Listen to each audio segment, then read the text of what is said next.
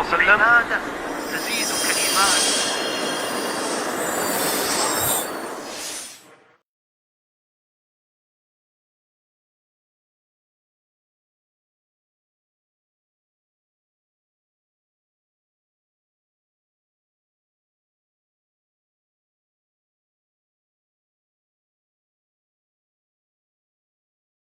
السلام عليكم ورحمة الله وبركاته.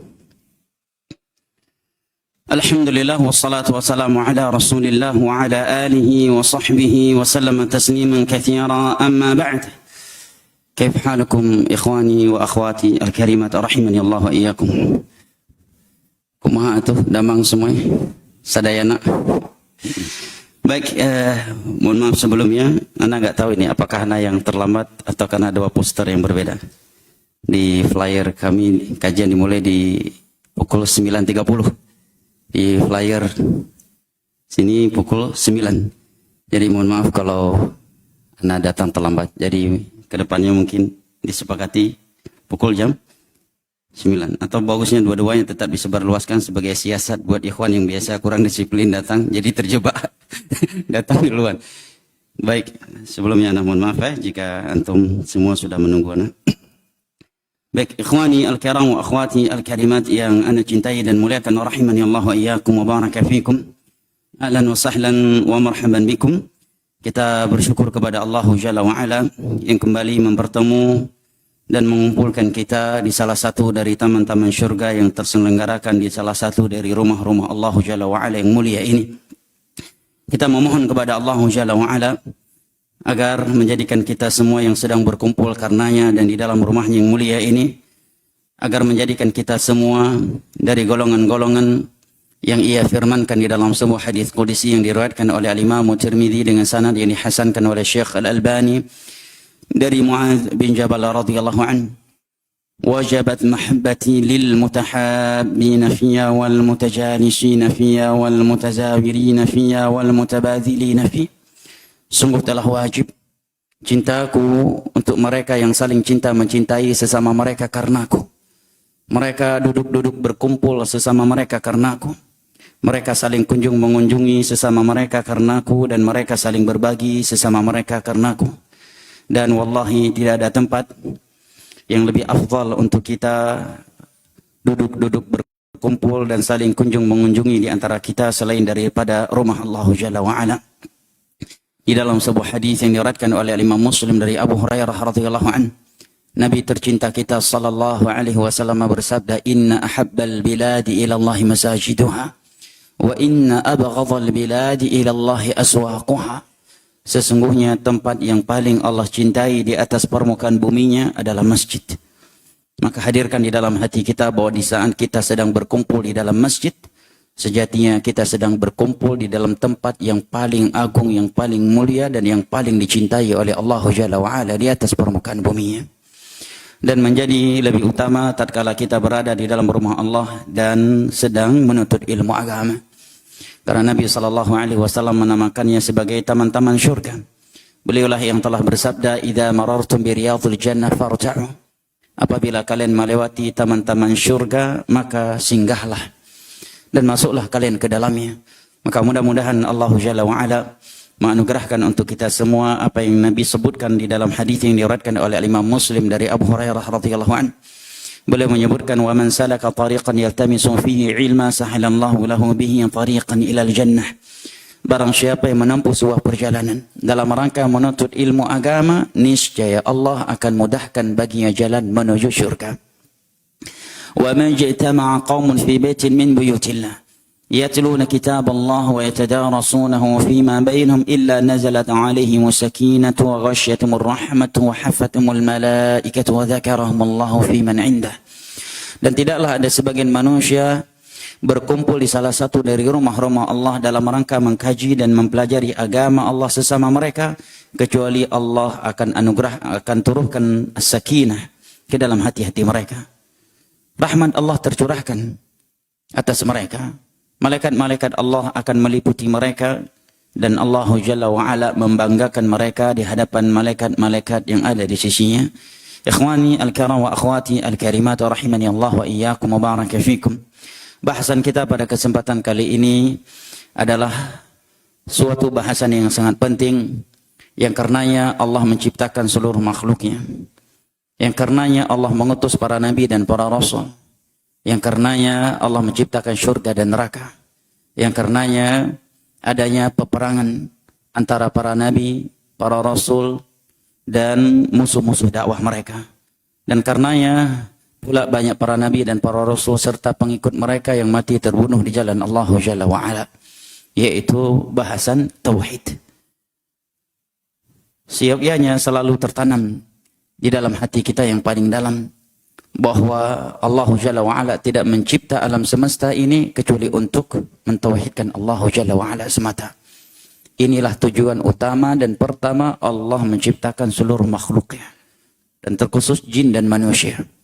Allah Jalla wa'ala berfirman di dalam surat Az-Zariyat ayat 56, وَمَا خَلَقْتُ الْجِنَّ وَالْإِنسَ إِلَّا لِيَعْبُدُونَ مَا أُرِيدُ مِنْهُمْ مِنْ رِزْقٍ وَمَا أُرِيدُ أَنْ يُطْعِمُونَ إِنَّ اللَّهَ هُوَ الرَّزَّاقُ ذُو الْقُوَّةِ الْمَتِينُ.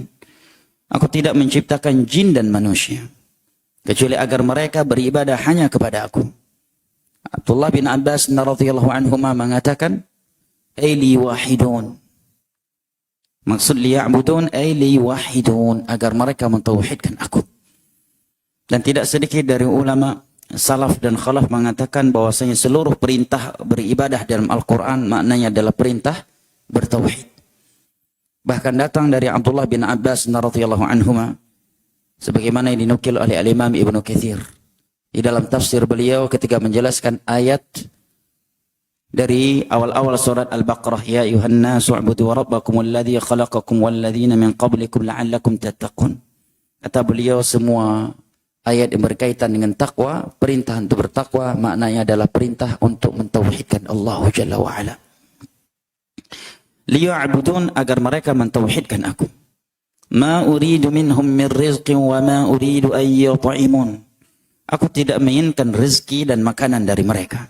Sesungguhnya Allah Maha Pemberi rezeki, lagi Maha memiliki kekuatan yang nyata. Di dalam ayat ini Allah Jalla wa'ala menyampaikan bahwa Allah Jalla wa'ala tidaklah menciptakan jin dan manusia kecuali agar mereka mentauhidkannya. Setelah itu Allah menutup ayat yang membahas tentang ibadah dan tauhid ini dengan firman-Nya, ma uridu minhum min rizq. Aku tidak menginginkan rezeki dan aku tidak menginginkan mereka memberikan makan kepadaku. Ini untuk menegaskan kepada kita semua, kata para ulama, bahwa semua ibadah yang kita lakukan itu tidak akan menambahkan keutamaan Allah Jalla wa'ala yang maha mulia sama sekali. Sebagaimana seluruh maksiat yang dilakukan oleh makhluknya tidak akan mengurangi daripada kemuliaan dan kekuasaan Allah Jalla wa'ala.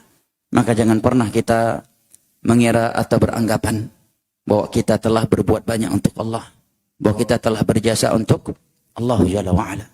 Bahkan di dalam sebuah hadis qudsi yang diriwayatkan oleh Imam Muslim dari Abu Dzar Al-Ghifari radhiyallahu an, Allah Jalla wa'ala berfirman di dalam hadis yang panjang, ya ibadi inni haramtu dhulma fala tadhalamu fima bainakum ya ibadi kullukum dhalun illa man hadaituhu fastahduni ahdikum ya ibadi kullukum ja'iyun illa man at'amtuhu fastat'imuni ut'imkum ya ibadi kullukum عار إلا من كسوته فاستكسوني يا عبادي لو أن أولكم وآخركم وجنكم وإنسكم كانوا على أتقى قلب رجل واحد منكم ما زاد ذلك في ملكي شيئا يا عبادي لو أن أولكم وآخركم وإنسكم وجنكم كانوا على أفجر قلب رجل واحد منكم ما نقص ذلك من ملكي شيئا يا عبادي لو أن أولكم وآخركم وإنسكم وجنكم قاموا في صعيد واحد فسألوني فأعطيت كل واحد منهم مسألته ولا ينقص ذلك مما عندي إلا كما ينقص المخيط إذا أدخل البحر فمن وجد خيرا فليحمد الله ومن وجد غير ذلك فلا يلومن إلا نفسه. Ini sebuah hadis yang seyogyanya seorang muslim ketika telah membaca dan menyimaknya, seketika itu dia akan memahami nilai-nilai penghambaannya kepada Allah. Ini hadis mengandung intisari semua perkara akidah. Ini hadis menyebutkan intisari tawakal seorang hamba kepada Allah Jalla wa'ala. Dan tidaklah hadis ini dibaca dan dicermati oleh seorang muslim kecuali seketika hatinya akan terbersihkan dari sifat ujub, akan terbersihkan dari sifat sombong, dan merasa telah berbuat banyak atau berjasa untuk Allah Jalla wa'ala. Dalam hadis ini setelah Allah mengatakan sesungguhnya aku menzalimi, sesungguhnya aku mengharamkan kezaliman, maka janganlah kalian saling menzalimi di antara kalian. Wahai hamba-hambaku, seluruh kalian pada dasarnya berada di dalam kesesatan, kecuali aku yang aku berikan hidayah, maka mintalah hidayah kepada aku. Jangan kalian andalkan kecerdasan kalian, jangan kalian andalkan ilmu kalian, jangan kalian andalkan title kalian, jangan kalian andalkan lingkungan kalian. Ya, ingin menjadi hamba Allah mendapatkan hidayah, fastahduni, minta hidayah itu kepadaku. Ya, ahdikum, niscaya aku akan berikan hidayah kepada kalian. Wahai hamba-hambaku, seluruh kalian berada di dalam kelaparan, kecuali yang aku berikan makan, maka mintalah makan kepada aku.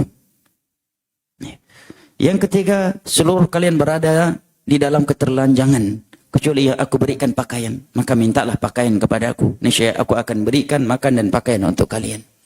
Setelah itu Allah mengatakan, wahai seluruh hambaku, andai kata seluruh kalian dari kalangan jin dan manusia, yang pertama kali aku cipta dan yang terakhir kali aku ciptakan, berada di atas puncak ketakwaan yang sama, maka sesungguhnya ketakwaan kalian semua itu tidak menambahkan kemuliaanku sama sekali.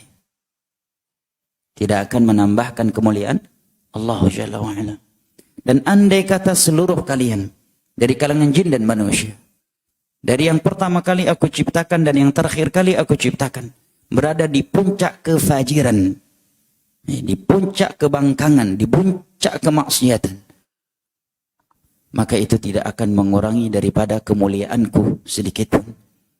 Dan andai kata seluruh kalian dari kalangan jin dan manusia, dari yang pertama kali aku cipta dan yang terakhir kali aku ciptakan, berada di puncak tertinggi, dan semua kalian di waktu yang sama, di menit yang sama, di dalam detik yang sama, meminta kepada aku, maka aku akan mampu memberikan setiap kalian sesuai dengan doanya. Dan itu tidak akan mengurangi apa yang ada di dalam kekuasaanku, kecuali seperti berkurangnya air laut tatkala salah satu di antara kalian memasukkan jarum ke dalam laut kemudian menariknya. Akankah jarum tersebut dapat menyedot air yang ada di dalam laut? Tentunya tidak. Dan Allah Jalla wa'ala kekuasaan lebih luas dari itu. Makanya setelah Allah menerangkan kepada kita bahwa dia tidak menciptakan kita kecuali untuk beribadah hanya kepadanya, Allah ingatkan kita di akhir ayat ini, ingat, ibadah dan tauhid yang kalian lakukan tidak akan menambahkan kemuliaan Allah. Dan andai kata seluruh jin dan manusia kufur kepada Allah, juga tidak akan mengurangi daripada kemuliaan Allah Jalla wa'ala. Oleh karena ya jamaah yang dimuliakan Allah, sesempurna apapun atau sebanyak apapun ibadah yang kita lakukan, jangan pernah terbesit di hati kita bahwa kita telah berjasa untuk Allah, bahwa kita telah berjasa untuk agama Allah Jalla wa'ala. Jangankan kita jamaah yang dimuliakan Allah, kepada Nabi tercinta kita sallallahu alaihi wasallam, di awal-awal surat Al-Mudaththir Allah berfirman, wala tamnun tastakthir, wala tamnun tastakthir. Ini kan termasuk ayat-ayat yang pertama kali turun kepada Nabi kita sallallahu alaihi wasallam. Wala tamnun, jangan pernah kamu merasa telah berjasa. Wala tamnun tastakthir, jangan merasa telah berjasa dan merasa telah berbuat banyak untuk Allah Jalla wa'ala. Makanya ketika beberapa Arab Badui masuk Islam dan mereka merasa telah berjasa untuk Islam ini dengan masuknya mereka ke dalam Islam, Allah berfirman, langsung Allah turunkan firman-Nya kepada Nabi kita sallallahu alaihi wasallam di akhir-akhir surat Al-Hujurat. Yamunnuna 'alaika an aslamu. Qul la tamunnu 'alayya islamakum, balillahu yamunnu 'alaikum an hadakum lil iman. Wahai Muhammad, mereka ingin menyebutkan kepadamu bahwa mereka telah berjasa karena mereka sudah masuk Islam. Ya, merasa telah berjasa karena telah bertakwa kepada Allah, meninggalkan maksiat, merasa telah berjasa untuk agama Allah karena telah membangun ribuan masjid, telah bersedekah miliaran rupiah, membantu jutaan anak yatim dan fakir miskin. Kepada setiap orang yang seperti ini Allah perintahkan untuk disampaikan kepadanya ayat ini. Qul, katakan kepada mereka semua yang merasa telah berjasa untuk Allah atau jalan Allah Jalla wa'ala, Katakan kepada mereka, janganlah kalian merasa kalian telah berjasa untuk agama Allah. Justru Allah lah yang telah berjasa untuk kalian. Karena hidayah dari Allah kalian beriman. Karena hidayah dari Allah kita bertauhid, jemaah. Kalau bukan karena hidayah dari Allah, mungkin kita termasuk dari gerombongan yang memperebutkan kotoran sapi yang dianggap sapi karamah. Namanya apa? Kiai Selamat. Sapi kan?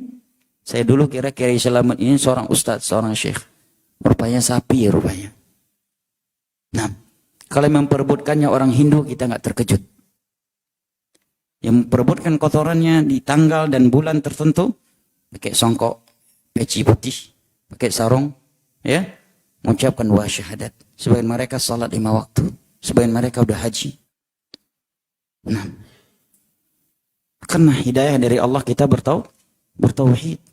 Kalau bukan karena hidayah dari Allah, mungkin kita termasuk dari orang-orang yang memperebutkan sisa minum seorang kiai, sisa minum seorang habib. Kalau kita tidak termasuk, kalau bukan karena hidayah dari Allah, mungkin selesai kajian ini antum pada berantem, bertengkar semua yang memperebutkan sisa minum Pak Kiai, Gus, Habib dan sebagainya. Nah, ketika kita berada di atas sunnah, menjauhi bid'ah, jangan pernah merasa telah berjasa untuk agama Allah. Karena hidayah dari Allah, kita berada di atas sunnah, bukan di dalam kubangnya bid'ah. Demikian juga seorang syekh, seorang ustadz. Tidak boleh dia merasa telah berjasa dengan ribuan karangan ilmiahnya. Itu semua karena hidayah dari Allah. Kalau bukan karena hidayah dari Allah, maka mungkin dia menjadi ustadz yang mengajak kepada syirik dan bid'ah. Ya. Namun karena hidayah dari Allah, dia menjadi ustadz yang mengajak kaum muslimin kepada tauhid dan sunnah, bukan kepada syirik dan bid'ah. Yang panitia kajian tauhid dan sunnah juga demikian, jangan merasa telah berjasa. Ya, tetapi merasalah ini sungguh hidayah dari Allah. Karena hidayah dari Allah, Anda menjadi panitia kajian tauhid dan sunnah. Kalau bukan karena hidayah dari Allah, mungkin Anda menjadi panitia acara kesyirikan dan kebid'ahan. Yang donaturnya juga demikian, jangan pernah merasa telah berjasa. Karena telah menyumbangkan ratusan miliar di jalan dakwah tauhid dan sunnah. Itu semua hidayah dari Allah. Kalau bukan karena hidayah dari Allah, mungkin Anda menjadi donatur syirik. Kalau bukan karena hidayah dari Allah, mungkin Anda menjadi salah satu donatur untuk acara-acara bid'ah. Kalau bukan karena hidayah dari Allah, mungkin Anda menjadi donatur acara perzinaan, khamar, perjudian, dan sebagainya.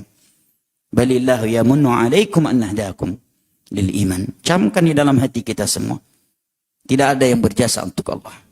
Tidak ada dari kita yang berjasa untuk agama Allah. Tetapi Allah lah yang telah berjasa untuk kita. Karena hidayah dari Allah, kita bangun salat 5 waktu, kita salat tahajud. Karena hidayah dari Allah, kita duduk di dalam masjid ini, sedang menuntut ilmu agama. Kalau bukan karena hidayah dari Allah, mungkin di jam ini kita sedang berjoget-joget senam. Ya, seperti yang dilakukan oleh sebagian orang. Ya, di jam ini mereka senam berjoget-joget penuh musik dan aurat yang terbuka. Sebagian orang, ya, di jam ini mereka sedang karaokean. Nasallallahu salamul afiyah. Karena hidayah dari Allah, kita saat ini sedang berada di dalam rumahnya menuntut ilmu agama. Maka jangan pernah kita merasa telah berjasa untuk Allah dan agamanya.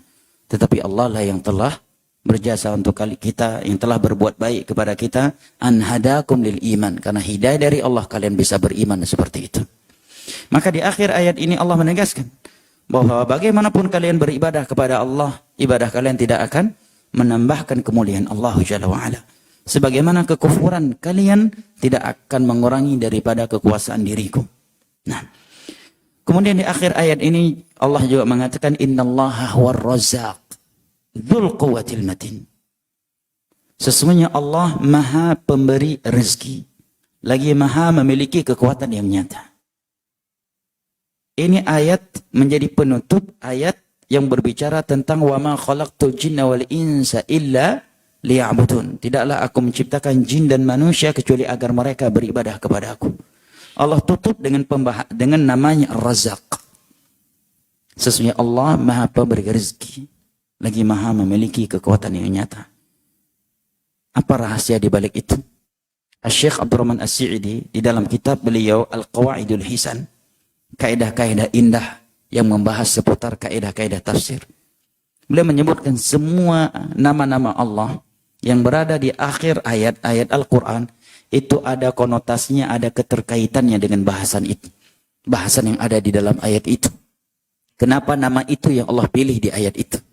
Kenapa nama Allah yang ini Allah jadikan penutup ayat ini dan seterusnya? Itu semuanya ada kesinkronan dan keterkaitannya. Maka para ulama ketika menjelaskan ayat ini mengatakan, kenapa ketika Allah berbicara atau menyampaikan bahwa dirinya tidak menciptakan jin dan manusia kecuali agar beribadah hanya kepadanya, kemudian Allah menutup ayat ini dengan namanya Ar-Razzaq. Allah Maha Pemberi rezeki, untuk meyakinkan kepada mereka yang merealisasikan penghambaan dan tauhidnya kepada Allah bahwa Allah menjamin rezeki mereka. Karena jamaah yang dimuliakan Allah, bukan hal yang asing di tengah-tengah kita. Di mana banyak masyarakat kita justru khawatir rezekinya akan berkurang kalau dia beribadah kepada Allah. Memang ana yakin secara tersurat tidak ada seorang yang mengaku muslim secara tersurat dia berkata rezeki saya akan hilang dan berkurang karena saya beribadah. Secara tersurat tidak ada yang berkata demikian. Tetapi secara tersirat mayoritas mereka berkata demikian. Apa buktinya? Paling mudah menilainya adalah salat 5 waktu. Umuman manusia meninggalkan salat waktu. Kenapa? Dunia. Keumuman mereka karena demi menjaga jabatannya, karirnya. Kalau dia izin pergi salat, takut pimpinannya marah, akhirnya dia copot di baku panjang. Yang kedua karena khawatir perniagaannya yang akan dia tutup demi salat 5 waktu. Sementara kalau dia nggak tutup akan laku sekian porsi, dalam setiap porsi akan ada sekian keuntungan. Yang ketiga karena dunia, fasilitas, harta yang dia miliki.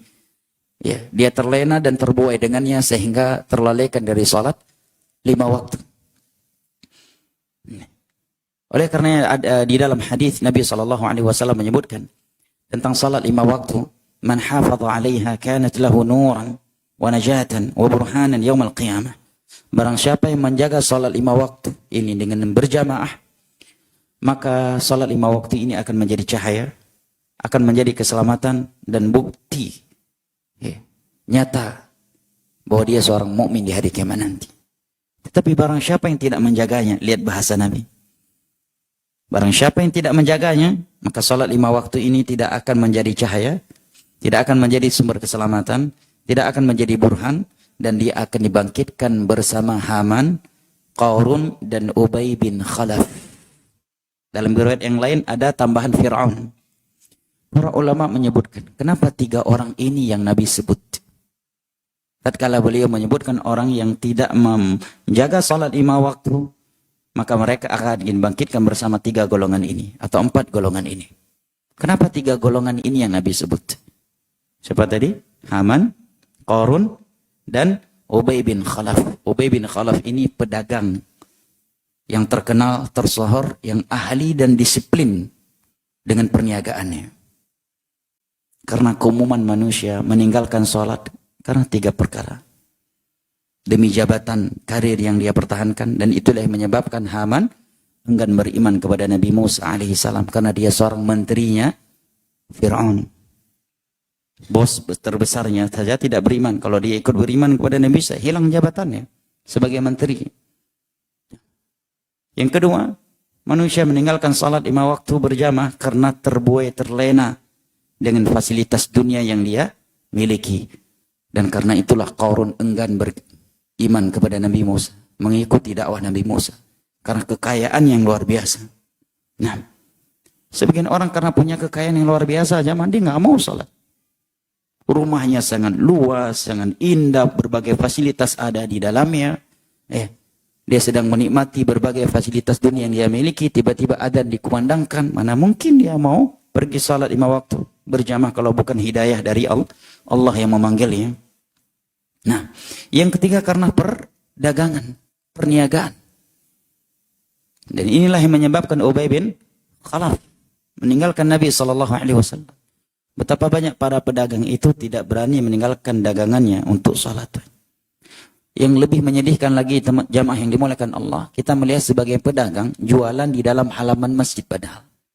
Gerobak gorengannya, gerobak baksonya, gerobak jualannya di dalam halaman masjid.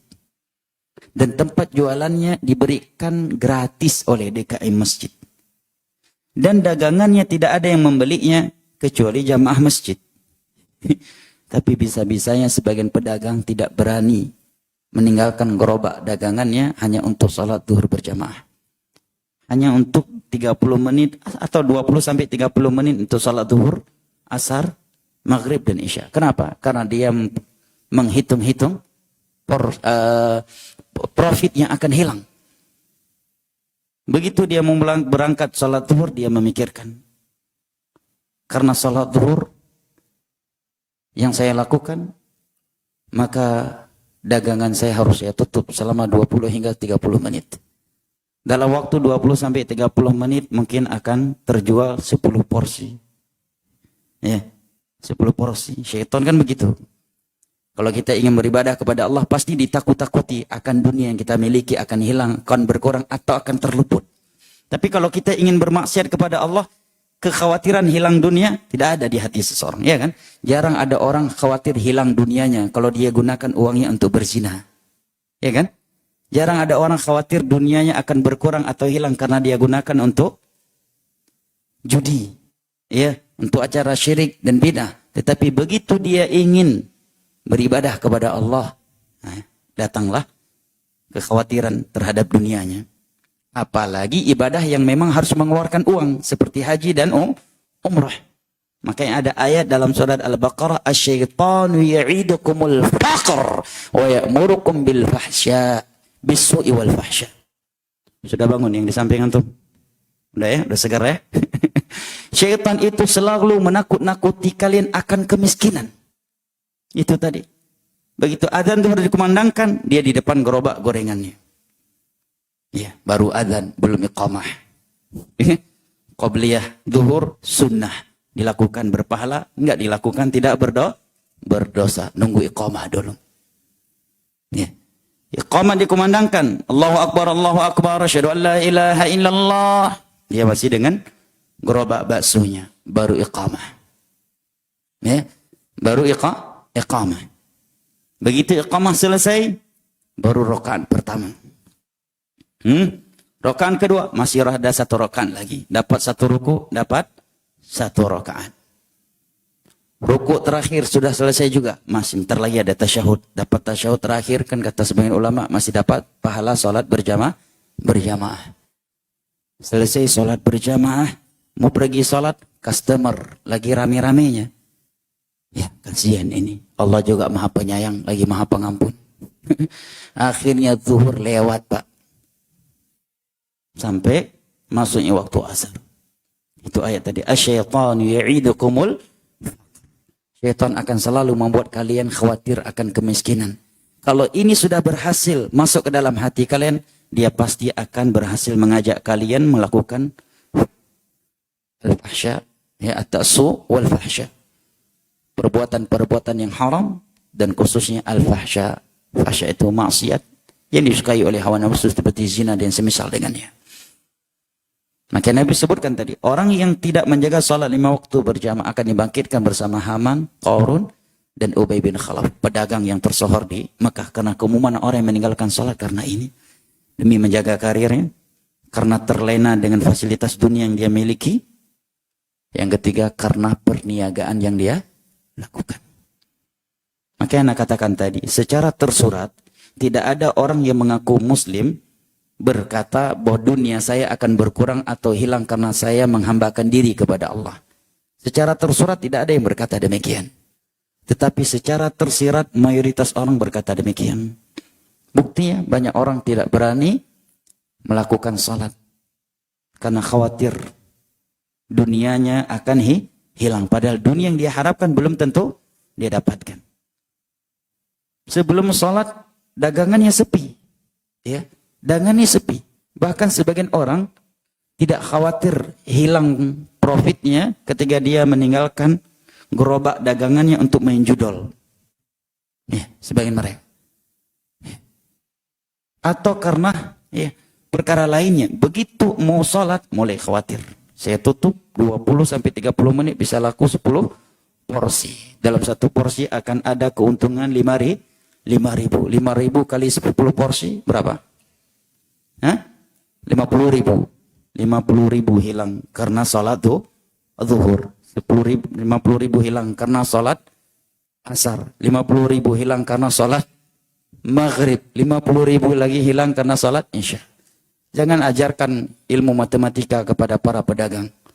Seluruh pedagang itu jago matematika. Kalau terkait uang masuk, dia lemah matematikanya kalau uang itu mau keluar. Kalau uang keluar, rata-rata hilang ilmu matematikanya. Tapi kalau untuk ilmu masuk, uang masuk, ya mengalahkan S3 ekonomi, Pak. Ya, ini tadi. Makanya saya katakan tadi, secara tersurat tidak ada yang berkata, rezeki saya akan hilang karena saya salat. Tapi secara tersirat, banyak orang berkata demikian. Inilah kenapa Allah menyebutkan namanya Ar-Razzaq. Setelah Allah menyampaikan wa ma khalaqtul jinna wal insa illa liya'budun. Semestinya mereka semakin beribadah kepada Allah, semakin yakin rezekinya akan bertambah. Semakin dia dekat dengan Allah, akan semakin Allah bentangkan dunia ini kepadanya. Tetapi ini justru semakin dekat dengan Allah, dia semakin khawatir rezekinya akan dikurangi oleh Allah. Bahkan sebagian mereka khawatir kehilangan rezekinya kalau dia dekat dan taat kepada Allah Jalla wa'ala. Inilah tipu daya syaitan. Asy-syaitanu ya'idukumul faqr. Syaitan akan menakut-nakuti kalian akan kemiskinan. Kalau ini sudah berhasil dia lakukan, wa ya'murukum bil su'i wal fahsya. Wal munkar wallahu ya'idukum maghfiratan minhu wa fadla. Dia akan menjerumuskan kalian ke dalam banyak keburukan, kemungkaran, fahsya. Sementara Allah menjanjikan keutamaan dan maghfirah. Padahal secara logikanya jamaah, orang yang bermaksiat saja Allah berikan rezeki. Mungkinkah hambanya yang salat, gara-gara salat Allah buat dia miskin jamaah? Gara-gara meninggalkan maksiat demi ibadah, Allah justru membuat dia miskin, Allah justru membuat dia sengsara. Bukankah selama ini kita meyakini salah satu dari nama Allah itu adalah Ar-Rahman, Ar-Rahim. Lalu kenapa ketika kita berhadapan dengan aturan Allah, seakan salah satu dari nama Allah itu adalah dia maha zalim, dia maha jahat. Na'udzubillah min dzalik. Nah, perbuatan sebagian manusia kepada Allah seakan dia tidak pernah tahu bahwa nama Allah, salah satu dari nama Allah Ar-Rahman, Ar-Rahim.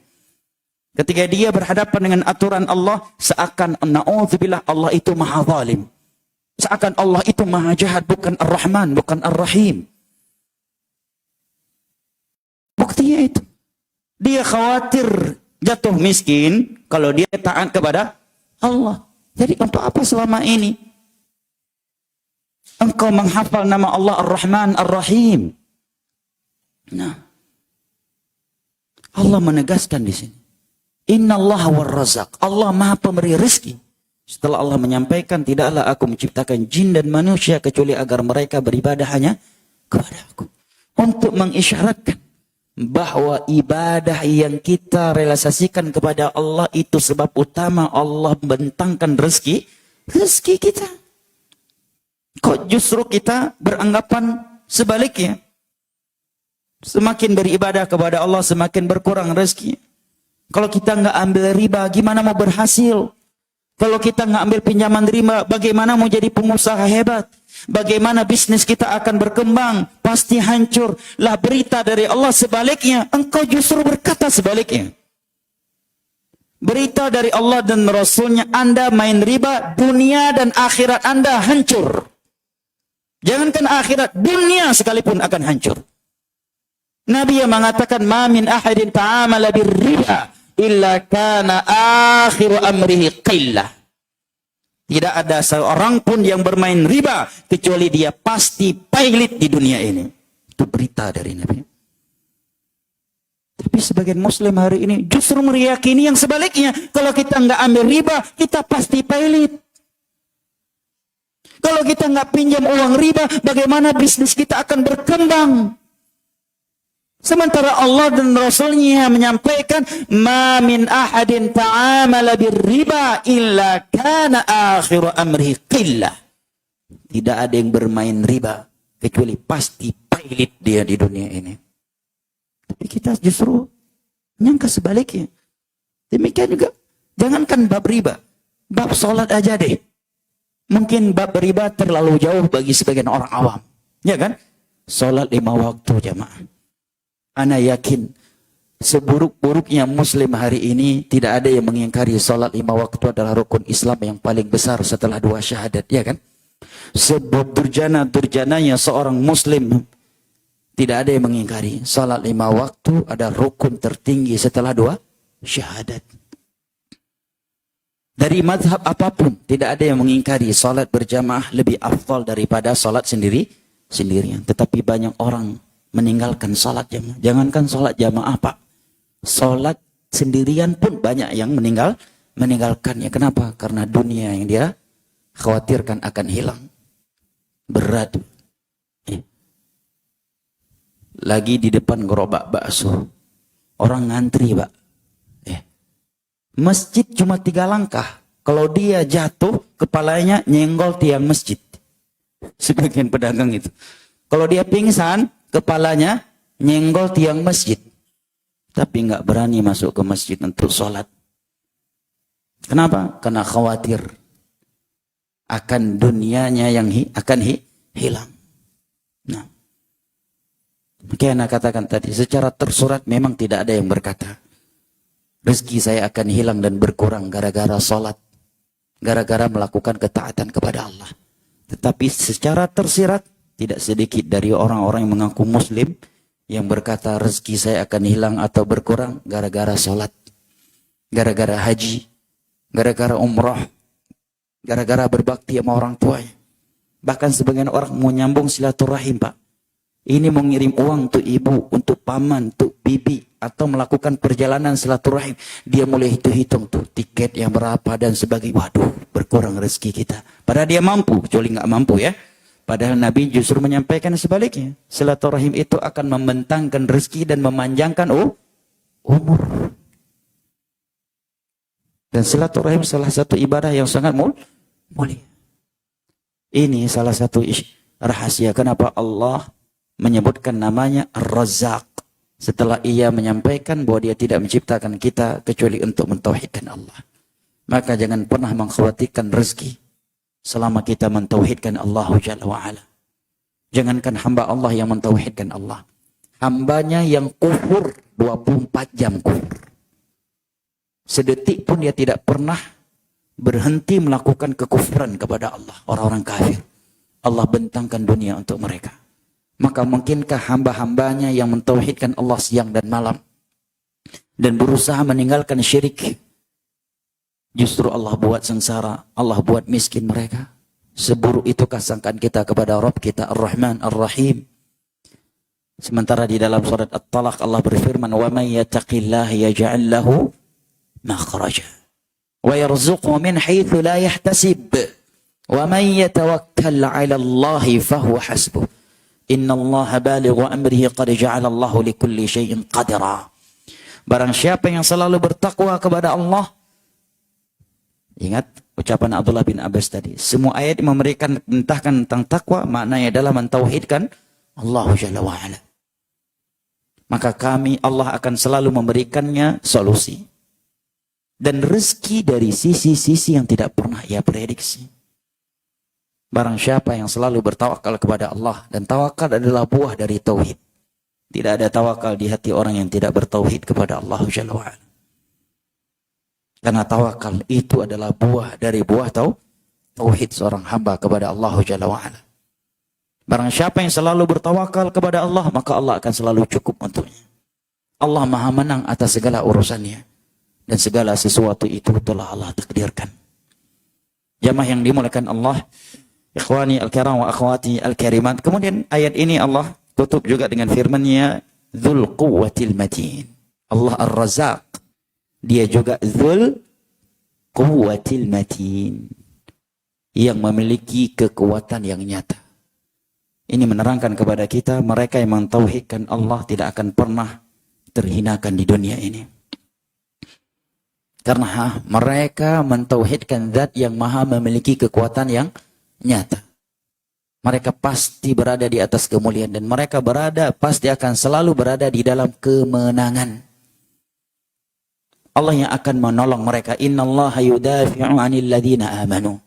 Sesungguhnya Allah lah yang akan menjaga dan membela hamba-hambanya yang beriman. Iman adalah akidah yang sahih. Ya. Yang beriman, yang bertauhid.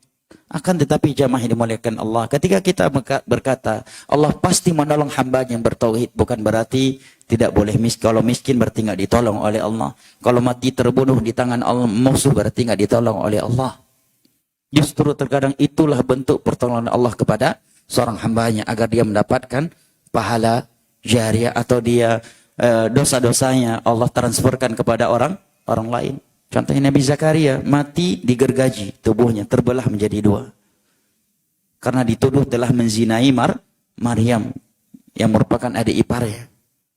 Nah, karena kata mereka kalau bukan Zakaria siapa lagi menghamili Maryam? Gak mungkin dong wanita hamil tanpa nikah. Akhirnya mereka mengejar Nabi Zakaria atas tuduhan telah menghamili Bunda Maryam. Kemudian beliau bersembunyi di belakang sebuah pohon, kemudian ditangkap, kemudian tubuhnya digergaji terbelah menjadi dua. Apakah kita akan mengatakan Allah tidak menolong seorang nabi? Tentu tidak. Nah, Nabi Ayub alaihi salam Allah uji dengan kudis terparah dalam sejarah kudis dunia. Dari ujung kaki sampai ujung kepala. Ada 3 pendapat di kalangan ulama. Ada yang mengatakan 7 tahun lamanya, ada yang mengatakan 9 tahun, 9 bulan, 9 hari, dan 9 malam. Dan ada yang berpendapat 18 tahun lamanya. Dan pendapat yang ketiga ini lebih sahih, wallahu a'lam. Karena ada sebuah riwayat yang disebutkan dengan sanadnya oleh Al-Imam Ibnu Jarir At-Tabari di dalam tafsirnya, dia dinukilkan oleh Al-Imam Ibnu Katsir di dalam tafsirnya dari Anas bin Malik radhiyallahu anhu. Nabi menyebutkan kudis yang dialami oleh Nabi Ayub selama 18 tahun. Terkadang keluar belatung dari kulit beliau, Pak. Dari daging beliau. Dan terkadang beberapa daging beliau copot, rontok. Dan kudis yang beliau rasakan, para ulama tafsir sebutkan, bukan hanya di bagian luar, tetapi juga di bagian dalam. Dalam riwayat itu, Nabi sebutkan tidak ada yang selamat, yang masih sehat dari seluruh anggota tubuh beliau luar dalam, kecuali jantung. Hanya hati yang tidak terkena. Maka air yang diperintahkan oleh Allah untuk beliau itu, yang pertama, hada mughtasalun wa syari hada urqud birijlik hada mughtasalun wa syarab. Ini air untuk kamu mandi yang dengannya akan sembuh seluruh bagian luar, dan untuk kamu minum yang dengannya menyembuhkan seluruh bagian dalam. 18 tahun. Sehingga masyarakat setempat bersepakat mengeluarkan Nabi Ayub dari kampung mereka karena bau yang luar biasa. Akhirnya mereka sepakat meletakkan Nabi Ayub di mana jamaah? Di salah satu mazbalah, tempat pembuangan sampah masyarakat. Tapi yang luar biasa, istri beliau tetap setia menemani beliau. Yang mana Ummahat siap setia seperti istri Nabi Ayub? Nggak yakin anak. Jangankan punya suami kudis seperti Nabi Ayub, baru di poligami aja udah tantrum.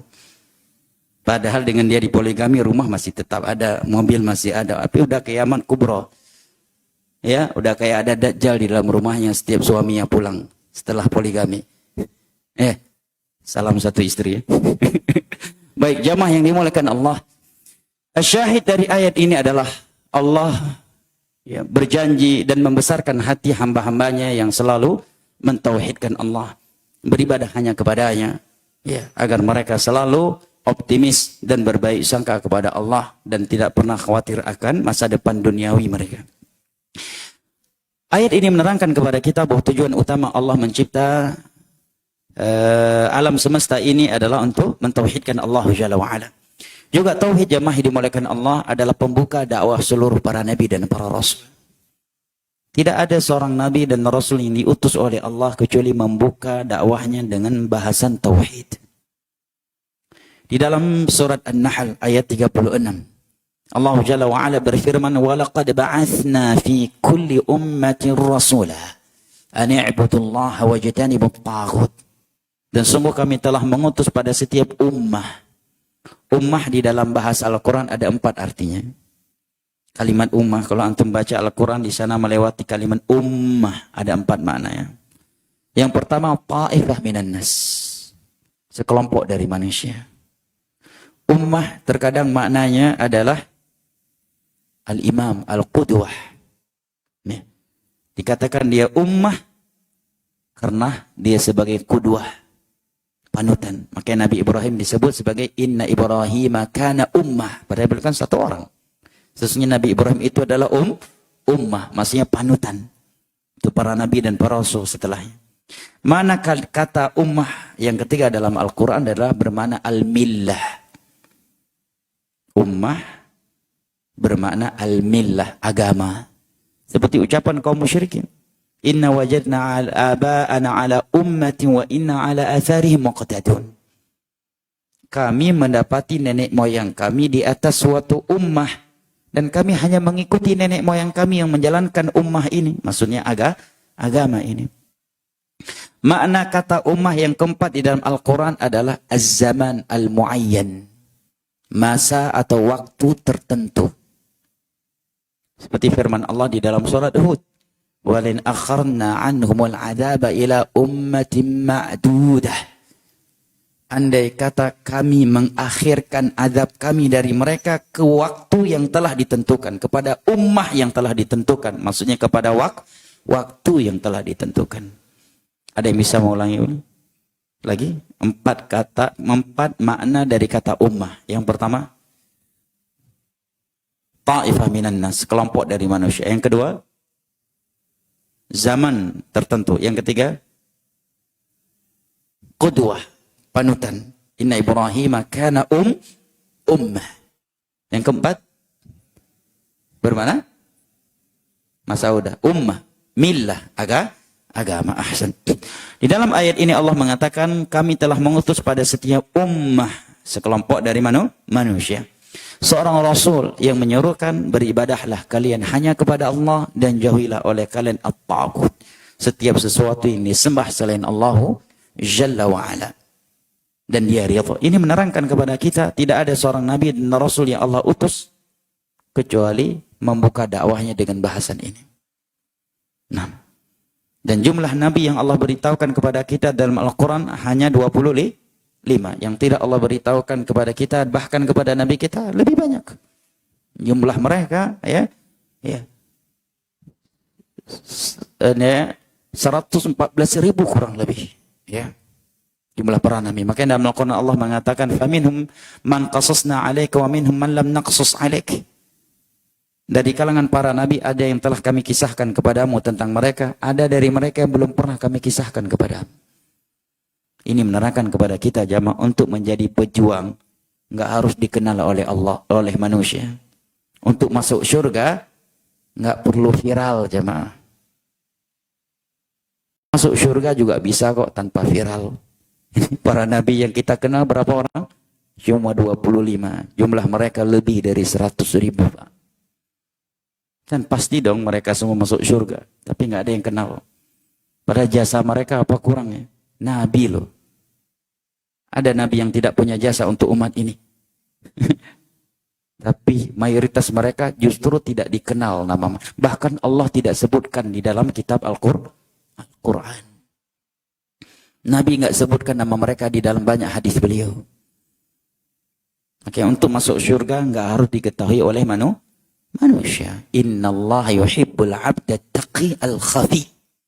Allah sangat mencintai seorang hamba yang bertakwa, at-taqi al-khafi, yang tersembunyi. Nah, ikhwani al-kiram wa akhwati al-karimat rahimani Allah wa iyyakum wa baraka fikum. Maka sangat disayangkan jika sekarang pembahasan tauhid justru menjadi pembahasan yang menutup dakwah. Penutup dakwah. Mestinya bahasan tauhid menjadi materi pembuka dakwah. Bukan justru menjadi penutup. Ya, menjadi materi penutup.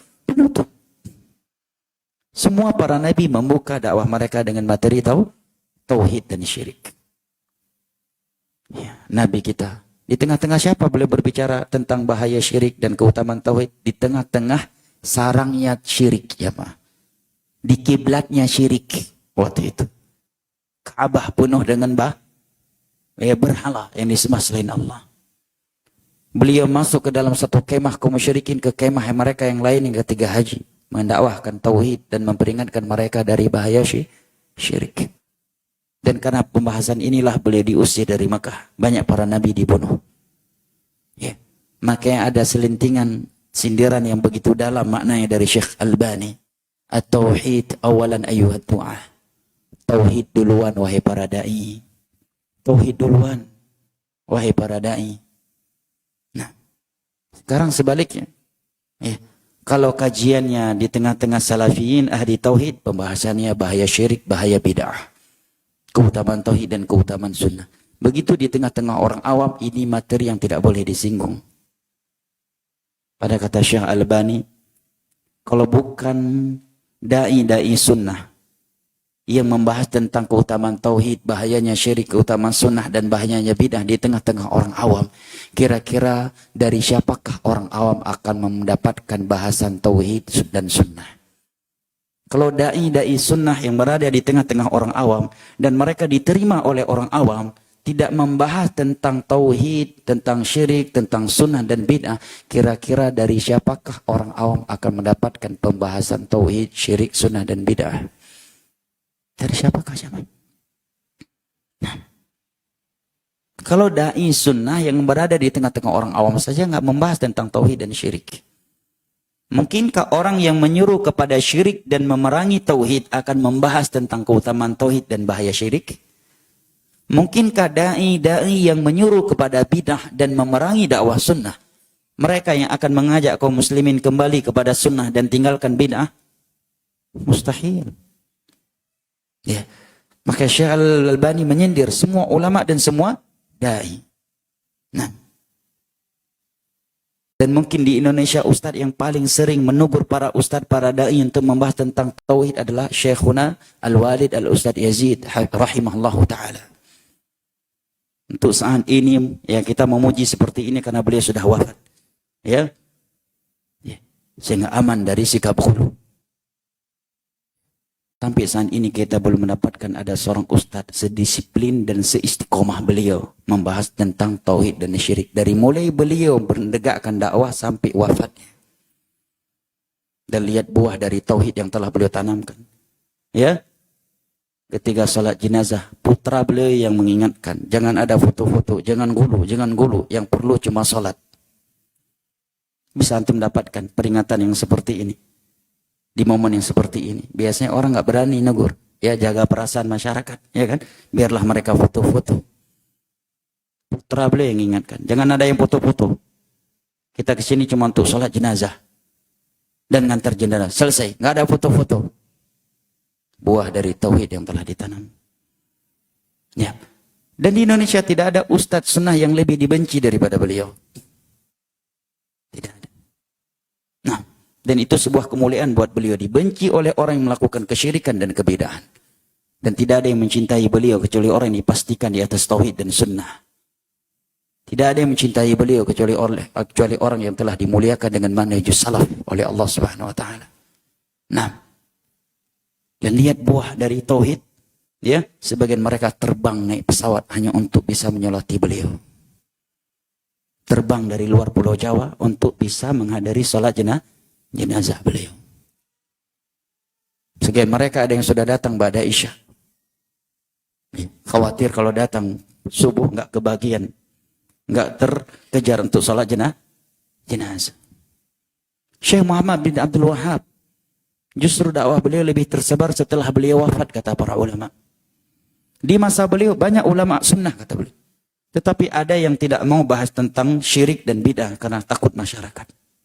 Ada yang memang Hanabilah, kata para ulama kita, mereka ulama-ulama Hambali, tapi cuma fokus bab fikih. Tidak ada yang menyinggung bab syirik dan bahayanya bid'ah. Kemudian Syekh Muhammad Abdul Wahab yang memberanikan dirinya sehingga beliau diusir dari kampungnya sendiri. Dalam perjalanan, dalam keadaan terusir dan beliau tidak tahu harus kemana. Beliau mengipas wajahnya dengan sebuah kipas yang ada di tangannya sembari membacakan firman Allah, wa may yattaqillah yaj'al lahu makhraja. Barang siapa yang selalu bertakwa kepada Allah, Allah pasti memberikannya solusi dan pasti akan memberikannya rezeki dari sisi-sisi yang tidak pernah dia prediksi. Beliau mengulang-ulangi ayat ini sembari mengipas Wajahnya yang kepanasan di bawah terik matahari di tengah-tengah padang pasir yang sedang diusir oleh masyarakatnya dan tidak tahu mau kemana. Bahkan disebutkan dalam biografi beliau beberapa kali beliau turun ke kampung muridnya, sebagian muridnya pura-pura nggak tahu beliau ada di situ. Ya, ada yang tidak menyambut beliau karena bukan benci kepada beliau, tetapi tidak siap dengan orang kampung. Kalau ketahuan dia muridnya Muhammad bin Abdul Wahab. Nah, takut dia ketahuan sama masyarakat bahwa dia muridnya Muhammad bin Abdul Wahab. Hari ini orang berbangga pernah berguru kepada anak cucu beliau. Nah, karena jamaah yang dimuliakan Allah, bahasan tauhid yang selalu disampaikan oleh seorang dai, oleh seorang syekh kepada umat manusia ini bukti nyata cintanya mereka kepada kaum muslimin. Kata Syekh Sulaiman Ar-Ruhaili hafizahullah taala, andai kata majelismu itu hanya dihadiri oleh beberapa orang, hanya puluhan orang, tetapi sebab menghadiri majelismu mereka yang tadinya berbuat syirik pakai jimat tidak lagi bersyirik, tidak lagi buat pakai jimat, ya, ini lebih baik daripada majelismu dihadiri ratusan ribu orang tetapi yang berangkat pakai jimat pulang masih bawa jimatnya. Yang berangkat khurafat pulang masih membawa khurafatnya. Ya, tidak membuat mereka memahami apa itu tauhid dan syirik, apa itu sunnah dan apa itu bid'ah. Nah, sekarang jamaah dimuliakan Allah, kalau ada dai siang dan malam memperingatkan masyarakat bahaya zina, bahaya khamar, bahaya judi, semua orang berterima kasih kepadanya, ya kan? Ini ustadz baik banget, ini Pak Kiai luar biasa, ini Gus perhatiannya luar biasa kepada masyarakat. Siang dan malam memperingatkan kita bahaya zina, bahaya khamar, bahayanya judi. Tetapi jarang sekali ada masyarakat yang berpikir ini ustadz baik banget siang dan malam sampai wafatnya memperingatkan kita dari bahaya syirik dan bid'ah. Mana lebih besar dosa syirik, bid'ah, dan maksiat? Hah? Lebih besar mana dosa syirik dan dosa zina, khamar, judi, membunuh sekalipun? Bukan berarti boleh ya. Nah, syirik, dosa tertinggi terbesar di dalam Islam.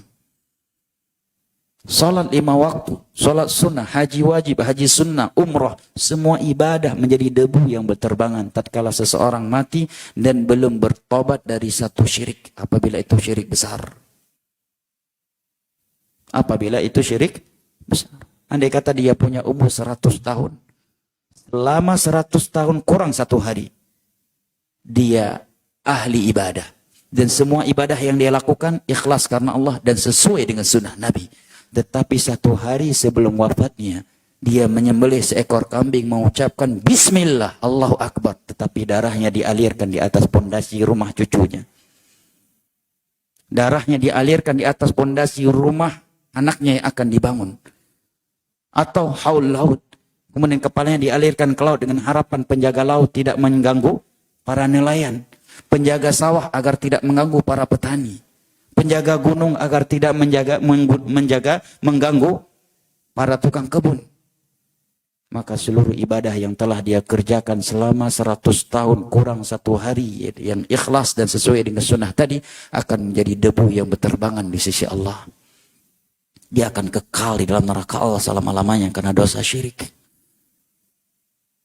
Dari sinilah kita memahami betapa besarnya jasa dan betapa sayangnya mereka ulama dan ustadz-ustadz kita yang siang dan malam tidak pernah diam dari yang namanya syirik. Selalu memperingatkan kita tentang bahaya syirik dan ya bahaya bid'ah. Selalu memperingatkan kita tentang keutamaan tauhid dan sunnah. Demi Allah tidak ada syekh, tidak ada ustadz yang lebih sayang kepada umat ini daripada mereka yang lebih sering membahas tentang tauhid dan syirik.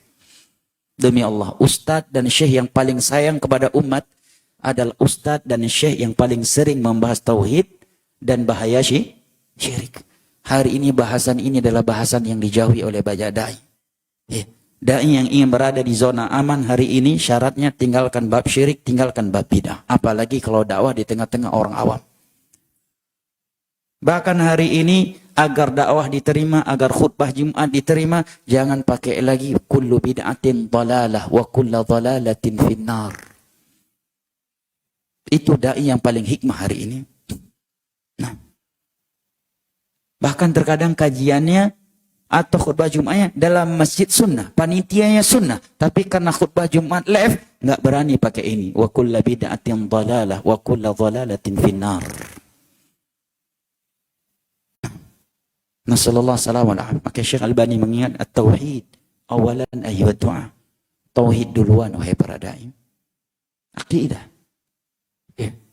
Sekarang salat 5 waktu. Haji tiap tahun, umroh tiap bulan. Masjid udah ribuan dia bangunkan, tetapi tiap tahun ikut menyembelih ke laut. Setiap selesai panen ya padi, nyembelih untuk penjaga sawah biar nggak diganggu.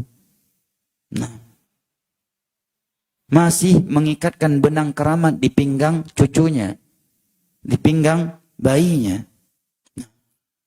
Setiap mampir di suatu tempat, Mbah, kami sekedar mampir, Mbah, tolong jangan ganggu kami.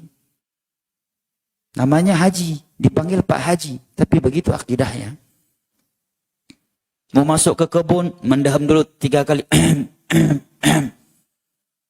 Izin, Mbah, kami cuma numpang lewat, nggak ada niat lain, cuma tujuannya trekking, Mbah.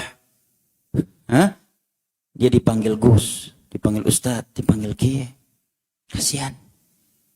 Maka kata para ulama kita, kalau bukan syekh dan ustadz sunnah yang membahas tentang keutamaan tauhid dan bahaya syirik di tengah-tengah orang awam, maka dari siapakah orang awam akan mendapatkan tentang pembahasan tauhid dan syirik? Kasihan lihat orang awam jemaah. Jualan bakso pakai jimat seperti mereka. Main bola aja pakai jimat. Ya? Main bola aja pakai jimat. Iya. Apalagi tarekam ya.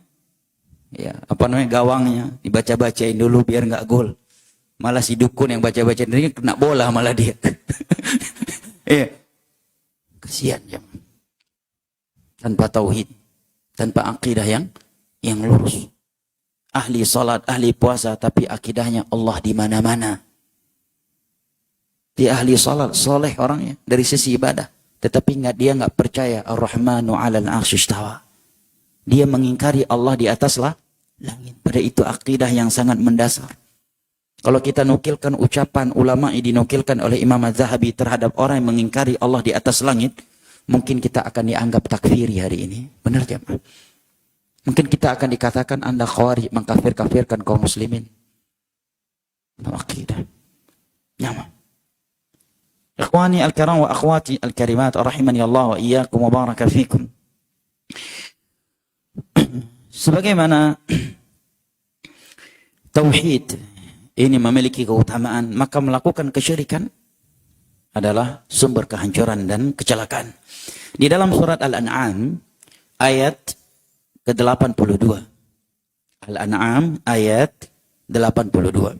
Kita bacakan beberapa dalil lagi. Setelah itu kita masuk ke sesi tanya jawab. Jika ada hal yang mau ditanyakan, mungkin bisa dituliskan di kertas insyaallah. Di dalam surat Al-An'am ayat 82 Allah berfirman, "Alladzina amanu wa lam yalbisu imanahum bidzulmin ulaika lahumul amnu wa hum muhtadun." Mereka yang beriman dan tidak mencampur adukkan keimanan mereka dengan kezaliman, mereka pasti akan mendapatkan keamanan dan mereka pasti akan diberikan hidayah. Sampai di sini Anam yakin bahwa sebagian jamaah bertanya di dalam hatinya, sisi manakah ayat ini menjadi dalil tentang keutamaan tauhid? Sama sekali ini ayat tidak membahas tentang keutamaan mereka meninggalkan syirik. Ayat ini hanya menyampaikan bahwa Allah akan memberikan keamanan dan hidayah bagi mereka yang beriman dan tidak mencampur adukkan keimanan mereka dengan kezaliman. Ini juga yang terbesit di hati para sahabat Nabi saat Nabi membacakan ayat ini dan mereka belum mendapatkan penjelasan dari Nabi tentang ayat ini. Sehingga ketika ayat ini Nabi bacakan kepada para sahabatnya dalam Musnad Imam Ahmad dari Abdullah bin Mas'udin radhiyallahu an, sebagian sahabat bertanya, "Wahai Rasulullah, ayyuna lam yadhlim nafsah?" Siapakah dari kami yang tidak akan melakukan kezaliman terhadap dirinya? Artinya semua manusia memiliki kezaliman, itu maksiat kepada Allah. Kalau demikian syaratnya, berarti nggak ada dong yang bisa mendapatkan keutamaan ini. Karena semua kita zalim. Baik zalim dengan maksiat antara kita dengan Allah, ataukah zalim dengan melakukan hal-hal yang menzalimi diri kita sendiri atau orang lain. Kezaliman kan ada 3 ya. Ya. Kalau syaratnya ini, berarti nggak bakal ada yang mendapatkan keutamaan ini. Maka Nabi mengatakan, bukan yang seperti kalian pahami. Kezaliman yang Allah maksud di dalam ayat ini adalah kesyirikan. Bukankah Luqman alaihissalam berkata kepada anaknya, ya bunayya la tusyrik billah inna syirka la zulmun azim. Wahai putraku, janganlah engkau berbuat syirik kepada Allah. Sesungguhnya kesyirikan itu adalah kezaliman yang amat besar. Maka ini maksud dengan tidak mencampur adukkan keimanan mereka dengan kezaliman adalah kesyirikan. Ada faedah terkait hadis ini. Mungkin ini butuh untuk fokus dan dicerna. Dan khususnya mungkin lebih mudah memahami ini teman-teman yang sudah belajar bahasa Arab atau sedang belajar bahasa Arab. Pertanyaannya, kenapa timbul pertanyaan dari sahabat tadi, wahai Rasulullah, siapakah diri kami dari kami yang tidak akan melakukan kezaliman? Maka Nabi menjawab, ini maksud kezaliman itu adalah syirik. Pertanyaannya, kenapa mereka bertanya demikian? Siapa yang bisa menjawab? Jawabannya adalah karena di sini Allah menggunakan isim nakirah, bizulmin, zulmin tanpa alif lam. Kan nakirah, nakirah. Pada konteks penafian lam yalbisu. Di dalam ilmu sastra Arab, ilmu ma'ani, orang Arab memahami apabila ada kata nakirah tersebut pada konteks penafian. Di sini kan ada huruf nafi, walam. Walam yalbisu. Dan mereka tidak mencampur adukkan keimanan mereka dengan kezaliman. Tatkala isim nakirah itu disebutkan pada konteks penafian, maka mencakup seluruh individu nakirah itu. Maka ketika kezaliman disebutkan secara nakirah di sini, berarti mencakup seluruh makna kezaliman. Bukan berarti para sahabat nggak tahu syirik itu adalah kezaliman yang amat besar. Tapi di sini kalimat zalim disebut dengan nakirah. Berarti mencakup seluruh bentuk kezaliman. Maka mereka bertanya tadi, siapakah dari kita yang akan selamat dari yang tidak akan pernah melakukan kezaliman? Tujuan ana menyampaikan faedah ini adalah yang berikut ini. Pertanyaan ini dari para sahabat kepada Nabi sebab mereka memahami kezaliman di sini secara zahir mencakup seluruh kezaliman karena dia kata nakirah yang disebut pada konteks penafian. Maka ini menunjukkan kepada kita bahwa hukum asal Al-Quran dan As-Sunnah itu dipahami dengan zahirnya. Mereka tidak diingkari oleh para sahabat ketika mereka memahami ayat ini secara zahir. Kemudian setelah dijelaskan bahwa maknanya bukan seperti yang zahir, makna kezaliman di sini adalah kesyirikan, barulah mereka memahami kezaliman di situ adalah kesyirikan.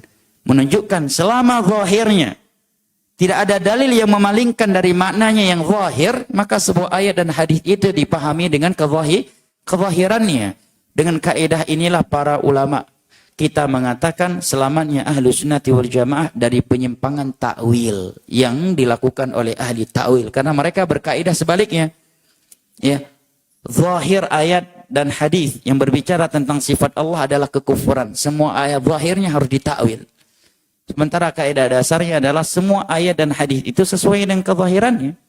Kapan kita berpaling dari makna yang zahir kepada makna yang tidak zahir, yang tersirat? Kalau ada dalilnya. Ini menerangkan kepada kita bahwa manhaj para sahabat Nabi dalam memahami Al-Quran dan As-Sunnah adalah memahaminya sesuai dengan zahirnya. Karena Al-Quran hudan lil muttaqin, kecuali ada dalil khusus yang memalingkan maknanya yang zahir, yang tersurat kepada makna yang tidak zahir, yang tersirat. Barulah kita katakan maknanya bukan sesuai dengan yang zahir ini, tapi maknanya adalah ini. Kalau ada dalil, itulah yang disebut dengan ta'wil atau tafsir. Hanya saja belakangan kalimat ta'wil itu, pada kalimat ta'wil itu mana asalnya positif. Kemudian digunakan untuk tahrif. Sebenarnya ta'wil yang dilakukan itu penamaan tepatnya adalah tahrif. Tapi para ulama terpaksa menggunakan kalimat takwil lagi karena mereka sudah berhasil menggunakan kalimat takwil untuk makna tahrif. Tahrif itu adalah sarful lafzi an zahirih. Memalingkan sebuah lafaz dari maknanya yang zahir kepada makna yang tidak zahir tanpa dalil. Itu namanya tahrif. Namun untuk membenarkan perbuatan ini mereka menggunakan istilah takwil sebagai kalimat yang positif di dalam agama. Seperti hari ini mereka enggak menamakannya riba, mereka menamakannya bunga. Yang namanya bunga kan harum. Mereka tidak menamakannya syirik, mereka menamakan kita cuma tawasul kok.